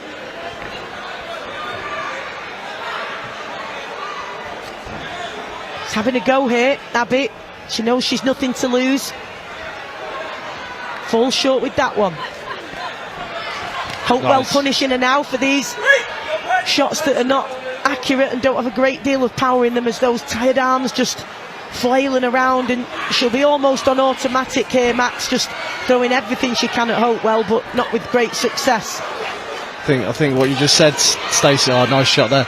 I think when you're tired, you know, you don't think, you think incapacity goes, it's all about just surviving. And Gum shield again, pushed and thrust to the front of the mouth, almost halfway out of the mouth of Abbey, as she's desperate to get her oxygen in, as she just clips Hopewell. And again her team absolutely ecstatic at the side for every little slim success she has, just imploring her forward, doing everything they can to try and transfer their energy to their fighter to get her through this round. Nice. It's been a good rally this round from Mary Abbey, though. Given how tired she is, that's taken a lot of heart. Mary has to do something spectacular, but she has bit down on his gum shield and then giving it a go. It's been a lot closer this round. A nice clip again on Hopewell. She came in, nice little, you know, fell into that. There's blood on the cheek of And a nice, Hopewell. I think she has sustained a cut just beneath on her cheek, her eye. Just beneath her right eye, a slight cut. Nothing to be massively concerned about, of course, as they're just trying to get organised in the corner. Robert Riley just making his way in. Just going to try and deal with that nick on her cheek. Won't impede her vision at all, but obviously something you can do without, but nothing that's going to worry her too much, because she's been extremely dominant in this contest. And as you can see here, not a great deal of ambition in these shots from Abbey, but just catching and clipping Hopewell on a couple of occasions in that last round. So Hopewell will be aware of that coming into this round, and she won't want to be clipped. Just a matter of pride.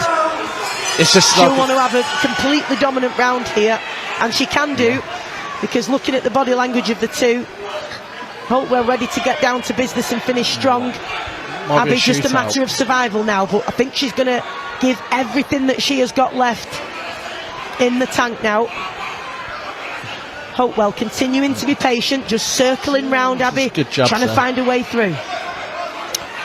I do like Nicola when she comes like the punches, and she comes in, she does pour them away. Good work from Hopewell again, that backhand finding a home as the two end up in a tangle. And Mary Abbey's team to the left of us here from our commentary position, screaming and screaming as there's a clash of heads there. A wins from Hopewell, and she felt that one.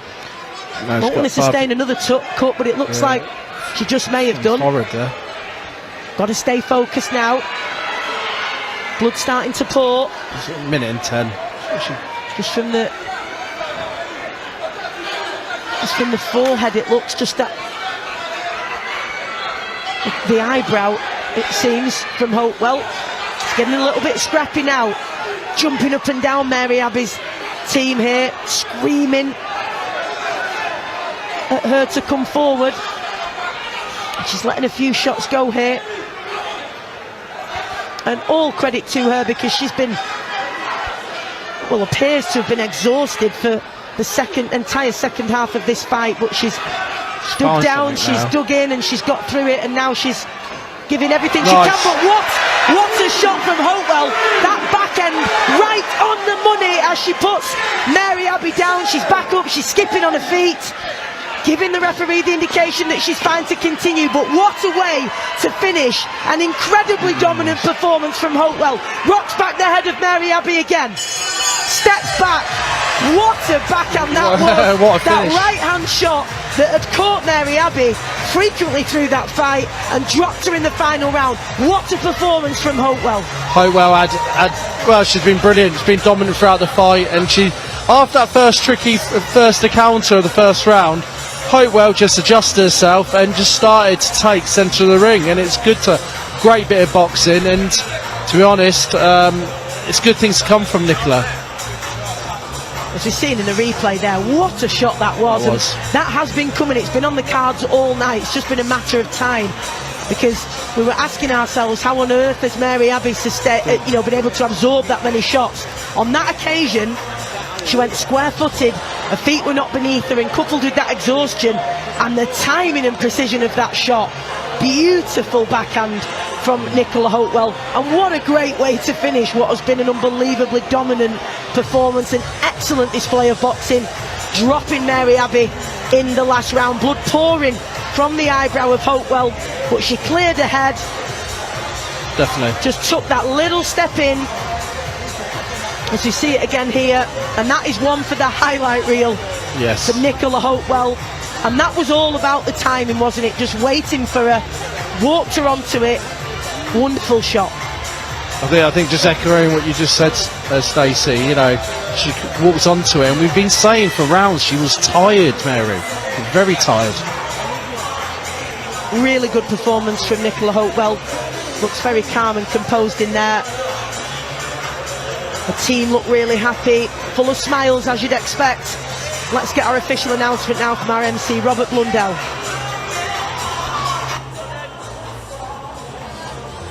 Ladies and gentlemen, could we please have a big round of applause for both of our boxers.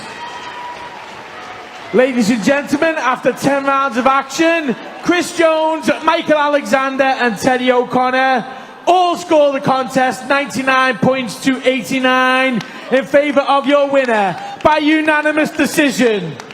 And still, the Commonwealth Flyweight Champion, Nicola Hurricane Hopewell. Well, jubilant scenes in the ring. And still, those are the words that Nicola Hurricane Hopewell has been wanting to hear for all of those rounds in the gym, those hours spent on the road, getting the miles in her legs, and every single time that she will have allowed herself to visualise this night with all her supporters behind her, hearing those words and her name, and that has happened for her tonight as she successfully defends her Commonwealth title with an emphatic display. Yeah, I thought Nicola was fantastic tonight. She just a tricky first round, and she adjusted herself, and she was on the money really. And that last round, she finished it off brilliantly by that hand in. And you know, we said it. You know, Mary had unsteady legs.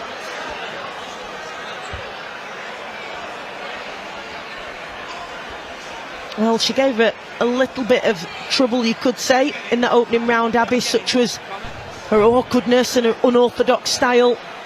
But Hopewell very quickly made the adjustments and was completely in control and totally dominant in every department throughout that Commonwealth title fight. And then just topped it off, the cherry on top, you have to say, dropping her opponent in the last round with a beautifully timed backhand, which will be, as I said, a belter for the highlight reel, won't it? She'll enjoy looking back at that one. Yeah, I agree. I think she'll like that one, and it caps off a good performance, in my opinion. Yeah, it certainly did. She's just having photos there, and what a lovely moment for her and her team as that Commonwealth title is placed on her shoulder that she can take back to Riley's gym in Sheffield and share with all of those youngsters. There was a photo of her with the young fighters in the gym when she won it, and they will be absolutely delighted that she'll be bringing it back to their gym once again. We'll be hearing from her ringside in just a moment.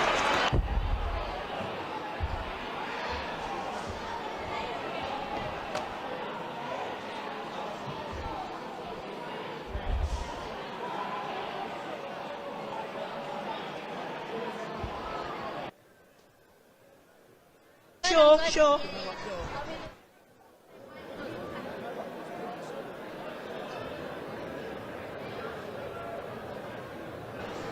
Okay, no worries.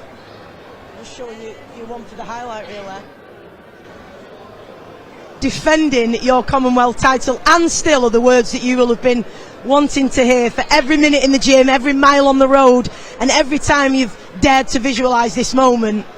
Talk us through that feeling when you heard "and still." Relief, like I knew it was going to be an hard fight. Like I'd seen Mary's record, like 12 wins and 10 knockouts. I mean, when I looked at her fights and stuff, I was like, this girl's going to carry some power. So yeah, it did make me a little bit nervous and stuff, but it just makes all the training that we've done, like all the miles and everything, it just makes it all worth it when you wear them words "and still."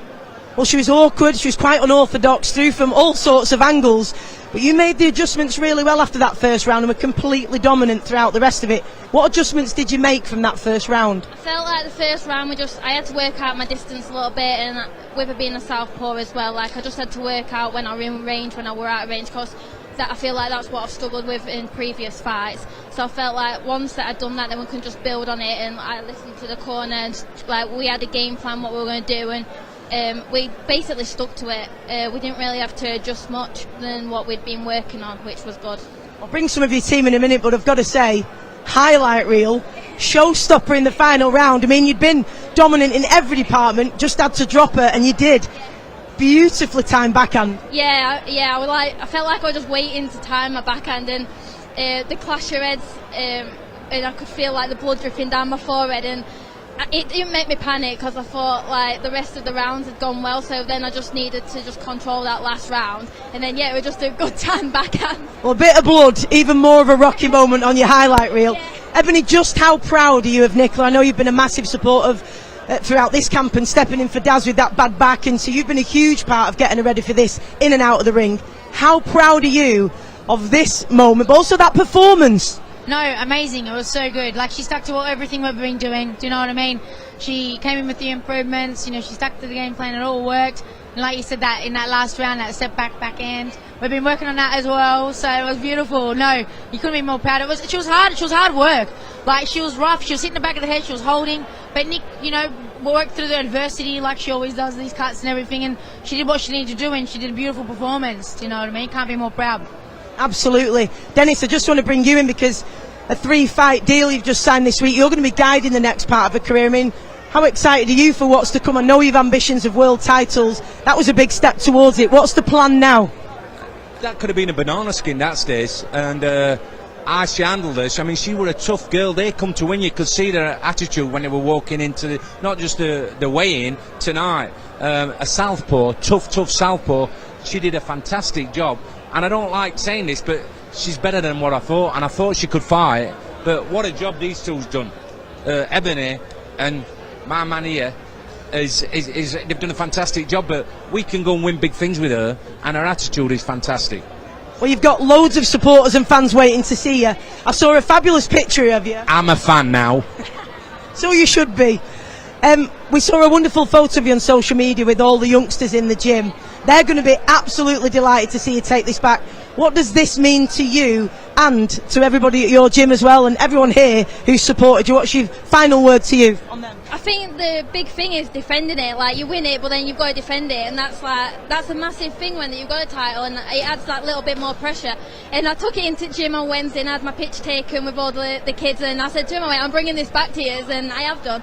Well, you are. So a last shout out for all your fans. Just everyone that come, just a massive thank you. Massive thank you to Dennis and FightZone for signing me for this 3-fight deal. And then I can't do it without these two. Like, Ebony stepped up and like really trained me for this camp, and Daz has been massive support as always as well. One last question, what can we win? We can win world titles. How are you going to celebrate? I think we're going upstairs to this after party that's on, and then probably a Mackey's. Well, listen, enjoy the after party and your burger or whatever you're going to have. That was an incredible performance. Well done. You've certainly earned many more supporters tonight. We can't wait to see what's next for you. Well done. Thank you so much. That brings us to a close with the champion Commonwealth Flyweight title, Nicola Hopewell. We'll be back on FightZone TV next week with another night of boxing from York Hall. Thanks very much for joining us.